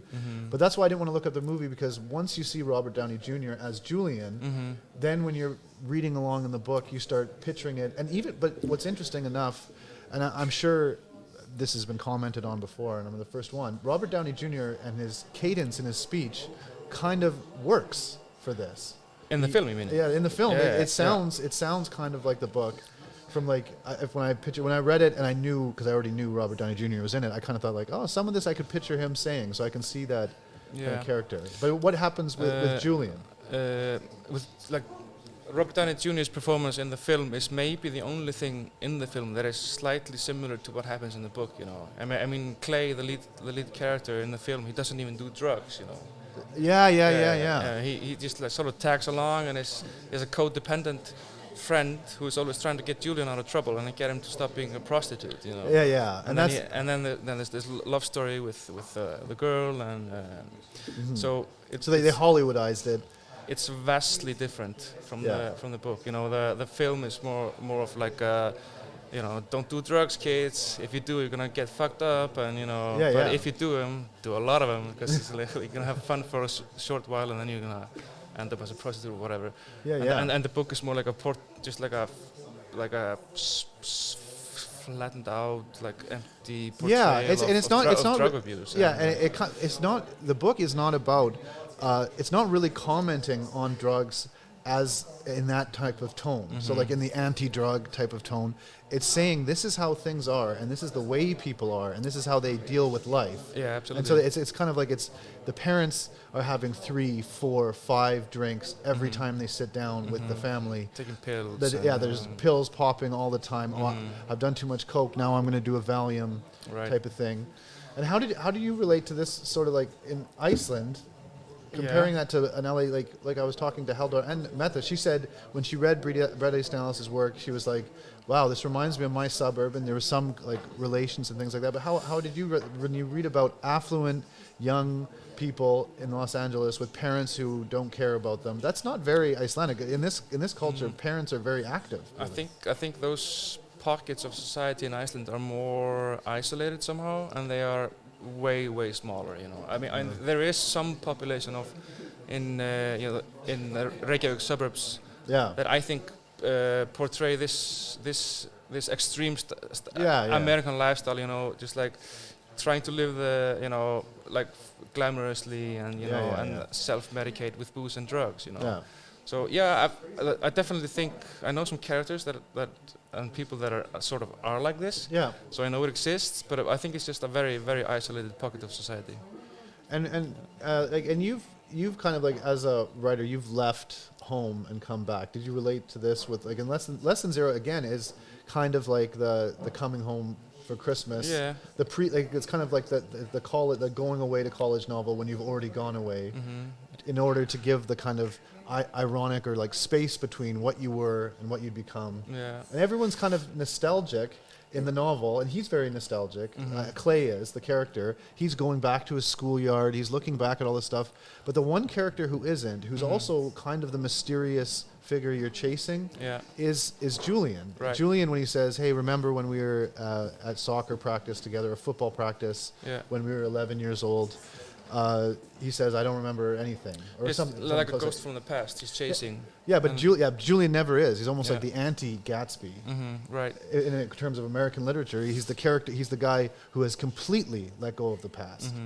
It's funny you mention this, like coming back home, you know, because I've spent some time abroad, you know, going back and forth to Berlin. Like I did that for a couple of years, and you know, when that happened, I sort of lost my sense for home, you know. Yeah. And then you know, I was going between apartments, and even though when I even had my own apartment for an extended period of time, it just because of this like moving around, it sort of I lost the feeling of home, you know, and I really related to that in the book, you know, and he's coming back and experiences like his old neighborhoods, his friends and everything as a relic from the past, or like a dream or something like that, and it almost becomes like there is this element again of just of going through the motions, playing a character. Like I think everyone's experienced this feeling where you go away and then you for a while and then you come back, and very slowly you just start to become the person you were before you left again. Yeah, you take up your old habits. You take up your old habits. Like this is very like clear when you go to like a school reunion.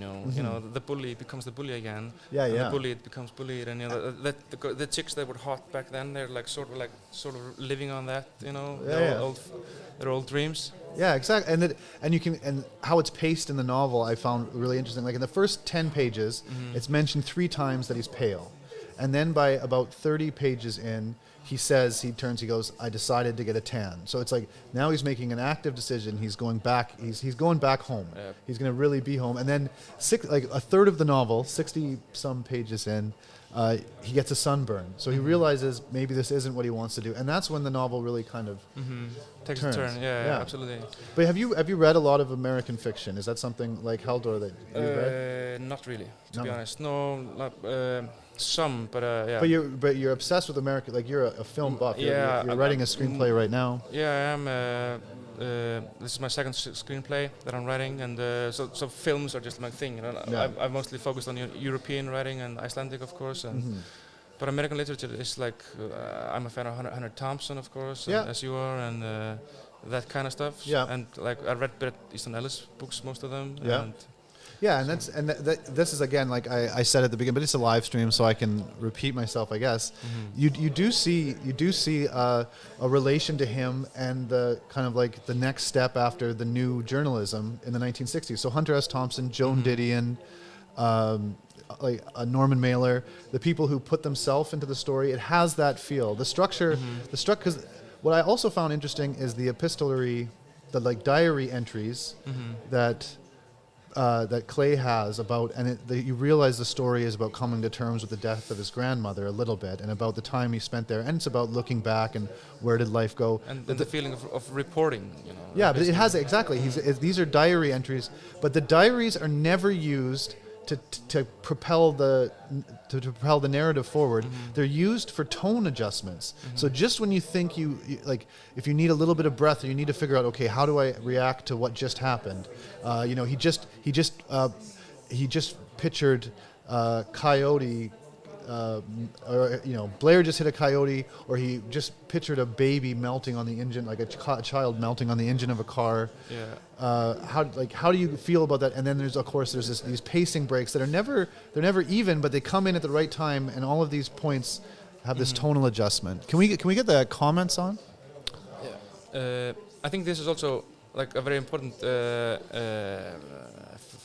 thing where the film differentiates from the book. Like this is like you cannot put this kind of literature into a movie, so it has to be changed. It's very much structured, it's changing the characters to make it more linear and more of a story. They try this sort of thing, like in American Psycho, the scene where in the movie where he hits him with the axe.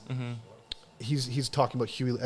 I really think Huey Lewis and the News came into their own with Hip to Be Square. Like that scene is kind of a way of playing with what the text had, where the narrator talks to you directly.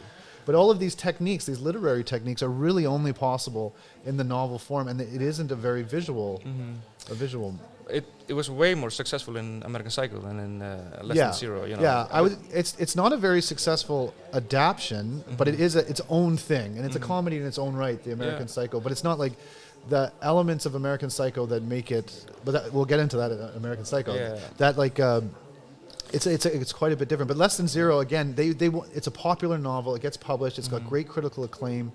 He's young. He's part of this group. So they want to make a movie about it, and they want to get some young stars in it. James Spader is in it. Right. If it's in fabulous drug dealer. Yeah. If it's in the 1980s or 90s and has any sort of transgressive sex in it, James Spader is in that movie. Absolutely. Yeah. Combing his hair back like. But one thing what's interesting is because. If you listen to the Bret Easton Ellis podcast, you know how important film is to him, and he's always like, that's what he does. Is he's a film critic. He paints pictures like films sometimes. Yeah. Yeah, and what's interesting is in the novel, the only because the novel has meta elements to it. The one thing, and I'm sure people who have read it would know, the one thing I found really interesting was he was talking to a film student, and he uses talking to a film student to comment on the novel itself. So rather than make little jokes or something, which some people might do, like where the narrator is like so witty that they can make an aside about what happened in it, he has a conversation where he talks to a film student, and this film student says, "I'm interested in the aesthetics of indifference in American cinema," and that's aesthetics of indifference is how you would describe the novel Less Than Zero. Absolutely. And then a few pages later, they're talking about the movie Beastman, and he goes, and the narrator goes, "I didn't like Beastman," and then he goes, "Why did you like Beastman? Didn't you think it was weird that the characters were just dropping out at random and you just never saw them again?" And the film critic says, "Isn't that real life?" Yeah. And then you realize that he's saying real life. He's also talking about the novel Less Than Zero, where characters like I was talking with Haldor come in and out the whole time. There's always people mistaken identity, which of course happens in his later novels as well. But people don't know who people are. They just kind of put up they just go hi, they say whatever, and then the people leave and they're like, "I have no idea who that was." This is what happens when you're on Valium and when you're on uppers and downers at the same time. And but how do you how can there's no I'm still impressed, and I know we were talking about the film, but in the book it's so impressive that you could get these sort of outrageous comic characters to seem real because of how obviously traumatic it would be to live in a world where these people are real. I think if you had a lot of comedic characters who are this outrageous, if you really were around people like that, like if you were around people from The Office, the TV show, it would be a nightmare. Like people who do these outrageous things, you couldn't live like that, and they just play it like you could. But what makes this book so interesting is you have these outrageous characters who don't care, who are just crazy. The father goes from being just handing out money to all of a sudden asking him to get an astrologer. Like these characters are outrageous, and you believe it. It doesn't become too much, and you believe it's his life because you can see how traumatized he is. Yeah. I mean, to the point where he has to fire a psychiatrist. Yeah, and tells him to go fuck himself. Yeah, because he's asking him to help him write a screenplay, right? The psychiatrist. Todd had mentioned it in the comments. The psychiatrist is constantly like just talking to him, and he's just sitting there and saying whatever he wants and smoking, and he has his sunglasses on, and the psychiatrist is telling him about his mistress, pitching a screenplay to him, and then finally when he's breaking down after too much drugs and just craziness, and he's just doesn't know what's going on, he's like, he's trying to tell him what's wrong with it, and the psychiatrist isn't interested. He's trying to move the conversation around. He goes, what about me? And he goes, let's talk about something else. I It's just outrageous. I know we mentioned a psychiatrist living in this kind of world, talking to people that are like are unredeemable, But I think none, like, because it's Los Angeles, it is just that everyone is this kind of desperate Hollywood, every position is just a holding pattern. You're only talking to that person because you want to know what you can get from them. Like, I wonder if he's for sale. Absolutely. How much is, I wonder if he's for sale is like the repeat. They always have, and then that happens to Julian. People are for sale, and so it is kind of like everyone's looking to see, okay, what can I get from the next person? Which is this metaphor of being out there in the desert, and coyotes just coming in and picking off the cats in people's yards, and you never know, is it a serial killer, or is it just coyotes in the desert coming and picking off your pet? Yeah. I mean, it's a dog-eat-dog world, I guess, out there. It's a dog-eat-dog world. It's a very bleak picture that he paints, and he paints, but there's also the kind of hope because he leaves. Like, if you were reading this and you say you related to it, you related to the novel, and you were like, okay, I felt this, maybe not in the same way, and your story is different, but you do feel like I relate to this novel. The big emancipation at the end is the important part. He's not like the kids who, has school started. Oh no, I don't think I'm going to go back. I can't remember even being there anyways. He doesn't disappear there. No. He decides to appear and leave, and that's kind of like, it is a triumphant novel in that sense. And just because he is, calm, like the book is from the viewpoint of somebody who is at least observing these things, if not, and participating in it. Okay, he's guilty of participation, but he's not openly making comments about it, but he is, at least he's aware of what's happening. So in a sense, this gives him a little bit of hope, gives him even when potential of redemption. So even when he completely loses himself and he just goes and he watches what happens to Julian and he leaves, and then he goes in and he sees the gang rape happening. He does have, I guess, and this is where it puts him in squarely in American fiction. He does have it like he turns to Rip and he says, "This isn't good." And like Rip, he's like, "Why are you doing this?" And Rip, why not? Yeah, why not? He's like, "What do you mean? I have." And he's like, "You have everything." He's like, "Yeah, I don't have anything to lose." And there's this kind of attitude, but that moment when he lost everything, and he is kind of, you see him kind of becoming one of them a bit, and you see this kind of distance and coldness. That choice to say that and leave the party, even though he goes and sees these people again, which is also kind of the weird part. Just that moment where he goes, this isn't right. When he says this to Rip, that is, I think, it echoes the kind of history of American literature, because Huckleberry Finn, the most famous part of it, is when Huckleberry Finn says, "I don't care what society says. If I'm going to hell for helping Jim, then I'll do it." And so this is kind of like the 1985 answer to the American question: Do you fall in line, or do you believe in the individual and your individual right to choose what is right and wrong? Your own values. I mean, if you were to assign one value to the movie, this would be the climax of the movie. Does he participate in the raping of a 12-year-old, or does he leave? And he leaves. So he leaves. But he also and that's, he doesn't do, it's not as active because the whole point is this aesthetics of indifferent, but he does make the choice that he won't turn away. He knows this happens. He reports it. He's obviously done something because, this is written down. So you have this document feel. So you know that he's chosen to face this stuff, and that he left, and that he leaves home. He doesn't stay in this. So I think that's kind of the message, if I had to guess, the message of the novel, in a way, if there is a message. You don't know these things. Aesthetically, it has the tone and it has the finality and it's got everything there. But if you wanted a takeaway from this, is that you can face these things and you can leave. Right. I would argue that the movie tries to stay away from like giving any like messages or like telling him what to do, and you know. Does it? Yeah. In the movie though, Julian dies at the end. Yeah, I mean, like this is the way Hollywood structures their movies. They have to have like a beginning, middle, well, and ending. That's the difference between, I think, like a moral or something, or getting something from the tone and the style of book. That's the difference between that and ideology. Is that as soon as you say we're going to instruct you what to think from the beginning, it changes the whole way the story is told, and that's what you get with the movie. I've seen the movie a long time ago, but I haven't seen it recently. But I because I wanted to really focus on the text. But that's the difference, is that if you think that putting these kind of things in means that you're teaching people. I said this on the interview about this live stream. If you think that if you're concerned with, like in the Dorian Gray aspect, the story of Dorian Gray, yes. Oscar Wilde, you have the guy gets to live forever because the painting is rotting in the attic. And it just seems today, because we're all online, we're all in the attic looking at the paintings, and that's what we care about. Like we want to cancel art, we want to cancel literature and things like that, because you can't say this. They want to fix everything up, and they think that it's going to somehow fix the person or fix the people, but it doesn't.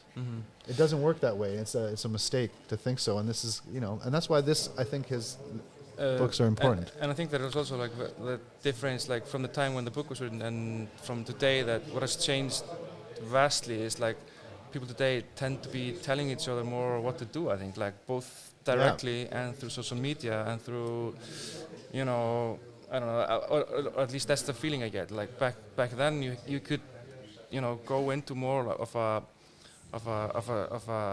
strange, crazy drug, fueled world, and you could be there alone. Like today, you can't do it, because of like telephones, social media, and yeah. So I think that's the other thing, is I don't know how this could, if an 18-year-old could write this novel today.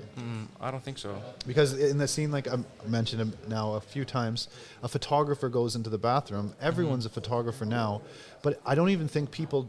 Like Helder said, he wrote plays and stuff like that because you're watching TV and stuff, and that's what's important to you. But if it's not, if text isn't important to you, and diaries aren't important to you, and writing isn't important to you, and you're just kind of a visual person, I don't know if you would tell this story in the same way, or it would be that surprising that people saw horrific things and didn't react to them. Because if you scroll through TikTok or whatever, you see horrific things and you just move on. I think if you would write a book like this today, you would be highly criticized for not having a moral message, or something. Yeah, I think it would, or they would say, does he have the right to tell this story? Because becoming like being a privileged white kid in Los Angeles. It kind of says, like, do you really get to talk about this? Is this your place? We want to hear from a different point of view, but that's not important. The book is I think stands on its own as a piece of art. Yeah, absolutely. And if just for the quality of it being like a window into a world that is gone, Yeah, perfect. We can see. I'm not seeing any new comments. Have you gotten any more? Live okay, so then I guess we got it all there. This is, thank you very much. Good, Leo. That's, Thank you for having me. Yeah, no problem. If you're still watching, we just have a few announcements on the live stream. This has been the first one. We're gonna try and get the comment section working a little bit better so that you guys can have a more active role in this. We were just trying to get you guys commenting on the YouTube channel to get it working, but we see that, this is a little bit difficult. Okay, looking forward to the next one of these book clubs. So when the film adaptation comes up, we can discuss the fact that the Rules of Attraction movie totally rules. Okay, we'll be able to do that as well. So any tips also, because a lot of you guys that are watching, you guys are patrons of the Bret Easton Ellis podcast, and or just people that are interested in the novel, because you can watch this obviously free through the stream. Just comment on what you'd like to change so that you can have a more active role in the live stream and that you can comment a bit better. We're going to try and tune these because the next one is on February 2nd at 9 p.m. Pacific Standard Time. Yeah, this is being recorded. Okay, I wasn't commenting because I was enjoying the convo. I just jumped in. I would have loved to have joined the discussion. Okay, well, yeah, how we're going to do it is I want to get kind of a more active role with people commenting. I don't want it to be too much just us talking and you guys listening, because this is for everyone, and we want you guys to be reading the books and feel that there's that you get a chance to talk about your experience doing so. And so that's going to be, again, the rules of attraction. It wasn't clear where to comment, actually. Okay, yeah, we're right now we do it through YouTube, but yeah, any of these, if you're in the Bret Easton Ellis podcast Facebook group, you can join there. I should read some comments. Okay. Start from the beginning. Start from the beginning and just read some comments. Yeah, if anyone wants to comment, actually, we got a little bit of time, so before we stop or anything, I would like to let anyone who wants to comment now, you can comment now, and then I'll do some of the credits and thank everyone. So, this entire live show has been incredible, but Bret Easton Ellis is my favorite writer of all time, so this was cool, insightful, and a great way to celebrate Less Than Zero and Bret's writing. Go through it, exactly. Now we have a message here. We were discussing this earlier. What filmmaker do you guys think could do the novel Less Than Zero justice? What do you think? What filmmaker do you think would be able to pull off making Less Than Zero? I think the Greek one that did what's his name? Who did Dogtooth, and then really? Yeah, I think so. Oh, just yeah, because of the weirdness of his. What's his name? Yargos. Yeah, Yargos. Yargos. Yeah, something. Because of the weirdness of his. Yeah, the killing of the sacred deer. Yeah, he's like and the has lobster. This distance and intensity of his filmmaking. Okay. I think so. Yeah. Because if you want to do the movie justice, it's gotta be weird. It's gotta also, it needs to be Yeah, because it needs to channel this drug fueled insanity that is in the book. Yeah, I think for me, I don't know. I think it would have to be. I think Paul Thomas Anderson, just because I see the kind of same long scenes, long discussions, the clubs. I don't know, but it could be just because I've just been watching it again because it was tweeted about. But yeah, I don't know. He makes his movies are kind of. I know who I wouldn't have. I wouldn't have Cronenberg do it. Not. No. Why not? I just think it wouldn't go in. It's like a hat on a hat. It's too much. Like the distance would become too much, and then it wouldn't be as effective. Yeah, it would fall in on itself. Is there any more comments people want to have?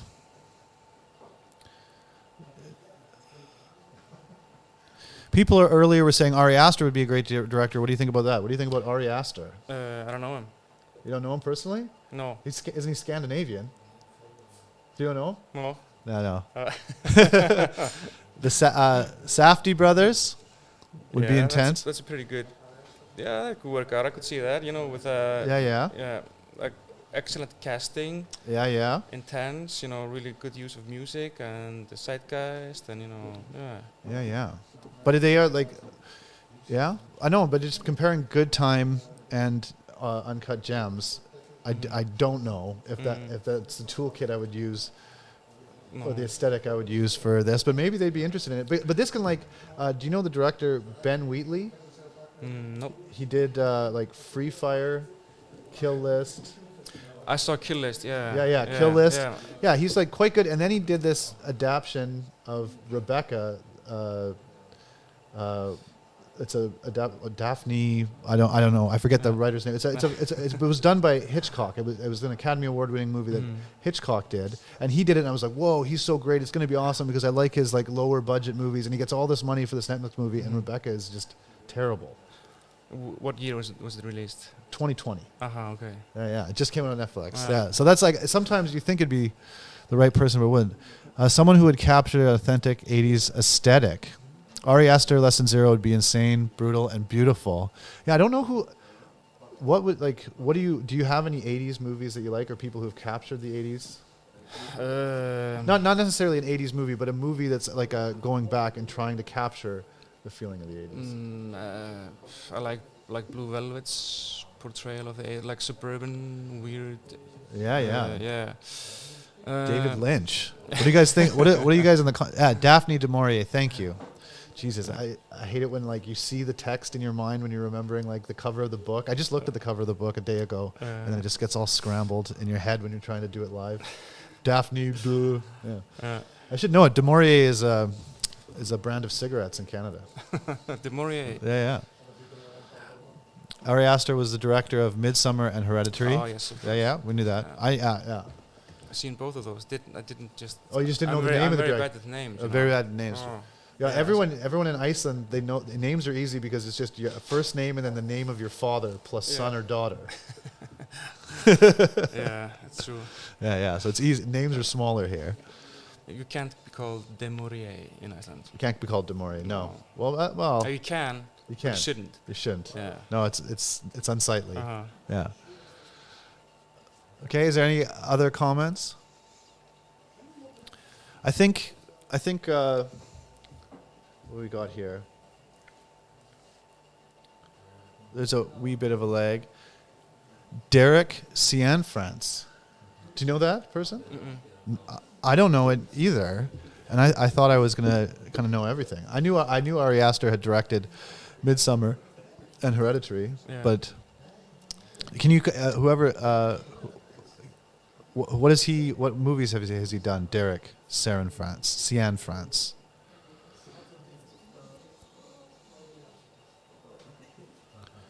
Blue Valentine. Yeah, that was with Ryan Gosling and what's her name? The person who was married to the Joker, Heath Ledger. Yeah. Was it with Heath Ledger in it? Heath Ledger's not in it, but Heath Ledger's ex-wife. Ex-wife. Yeah. You don't follow this stuff? No. Not Julia Stiles. No, she had Saved the Last Dance. Wow. So they're counting up everything that I don't know. Blue Valentine, A Place Beyond the Pines. That's actually, you know what? What is my personal favorite of Bret's work? My personal favorite of Bret's work, I guess, would have to be Rules of Attraction, I think. I read it first because I was going through a strange Gore Vidal phase as a teenager, as many teenagers do, and I just noticed that I already had heard of American Psycho and Bret Easton Ellis, but I hadn't read anything yet. And then I believe on the dust jacket of Rules of Attraction, there was like a quote from Gore Vidal, and I was like, how did he get Gore Vidal to, it was kind of like, this must be good. Yeah. Because I grew up in a household where that's what I read.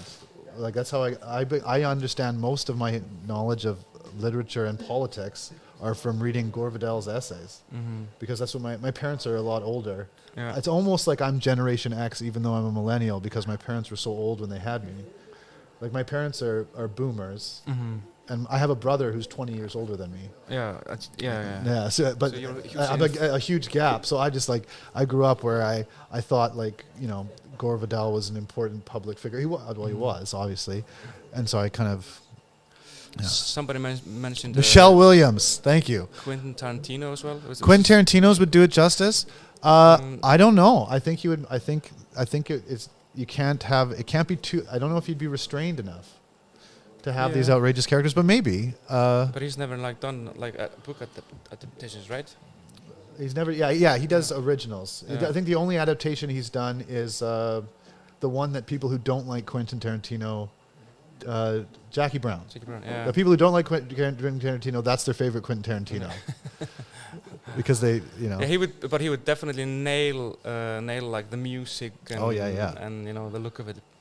Like Nicholas Winding Refn, the person who did Drive and Neon Demon and Only God Forgives. Yeah, I could see that. I really like. I know those are not like the best. People don't like them, but I enjoyed all of them. I really enjoyed Drive, but then Neon Demon I liked just because I had fun watching it. Yeah, Drive was a total home run. Yeah. Drive was great, and a great way to sell jackets. Exactly. I think was it a snake on his back? Yeah, but it was like the Harrington bomber style jacket, silk. I didn't buy one, but I did look up Ryan Gosling, and he was selling, he was wearing a sweatshirt, and I ended up buying a Ryan Gosling sweatshirt. With the logo on back? No, just a gray sweatshirt that they said Ryan Gosling wears the perfect sweatshirt, and it's the sweatshirt that makes every man look good. And I bought it, and you know what? I didn't look as good as Ryan Gosling, so I felt ripped off. Okay, so Winding Refs would definitely be fun. Tarantino for a mini series. I think that is true. If you wanted, I think a lot of Bret's work, you wouldn't want to do as a movie anyways. I think it would be a mini series. I think that's going to be the way to do something like that. Yeah, as it is with like most novels, you know. Yeah, there's too much in it for it to be like a 2-hour story. It would have to be a completely different thing, which all movies are when they're an adaptation. But a mini series, I think, would be the answer for that. Yeah. So just to let everyone know, you can keep commenting here, but we're going to be wrapping up right away. If you are interested, there's stuff for sale on the www.breteastonellis.com website in the shop there. Also, anything if you buy any of the Less Than Zero packages that are on auction, there's 3 of them available. Half the money is going to the women's shelter here in Iceland, so half the money is going to help out people here. Also, but any of the books that are for sale and any products or the T-shirts or anything like that, you can head up to breteastonellis.com. It's a great way to support, the Bret Easton Ellis. You're reading the book anyways. You might as well get it from a source. It's kind of fun to have, especially in these days when you got to do everything at home anyways. It's kind of nice to have packages being sent to you. Yeah. I've had a lot of those. Yeah. I've been living in the world by collecting things and consuming. And I think that's what you should do to be happy. I think if Bret Easton Ellis's books have taught me anything, it's that consumer culture makes you feel really good. Yeah, at least keeps you busy. At least keeps you busy. It gives you things to list. Yeah, that's true. Like the car you drive, the clothes you wear. That's all that matters. And your jacket that says you don't look like. What's his name? What? The sweater you bought? Oh yeah, Ryan Gosling. Yeah. A jacket that says you're cool like Ryan Gosling. Well, I hope you guys have enjoyed the live stream. Any comments you have? Thank you. Great Lolita shirt, by the way. Thank you. It's I thought it was a risky choice, but I went for it. Anything you guys think you want to change, and I really want to I'm really going to work for the next one on getting the comments more incorporated so you can become more a part of the show. And obviously there is a bit of a lag, so I'm getting used to this. It's we're doing this from Iceland. So I'm getting used to just the lag and how everything goes together. And it's my first time hosting a book club chat. So any comments or any help you can have so I can make this a more enjoyable experience. We have 7 more of these to go. Rules of Attraction is going to be on February 2nd, 9 p.m. Pacific Standard Time. We have a few thank yous. Thank you to all the guests that came on. Björn Leo, Mette Kusholt, and Haldor Arman Auskersson. Dager Johansson is doing all the tech and video right now. Big thank you. David, who is directing, he couldn't be here because he had a baby today. His wife went into labor this morning before the live stream. Dan Zarin here, who's been helping out, and he's helping out with the production here on the Icelandic end. And a big, especially big thank you to Lily Analik for sending in the readings and recording them. And of course, this wouldn't have been possible without Todd Michael Schultz for producing this and making this kind of thing possible. But we're going to keep building this up and trying to make it more and more. And this is only, because we want it to be interactive, it only becomes better content and more fun and more exciting the more you guys give back to it. So any criticism, anything you have, I want to hear it, and I want to make this better for you, and I hope to see you guys again soon. Thanks again for tuning in, and see you on February 2nd at 9 p.m.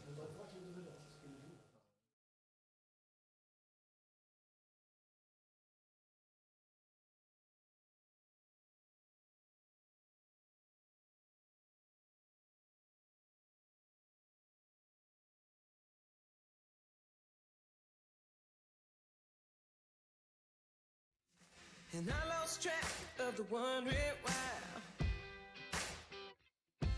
When I think about it, makes me think I'm right. Wonder about it and I don't know why. Won't you tell me, baby?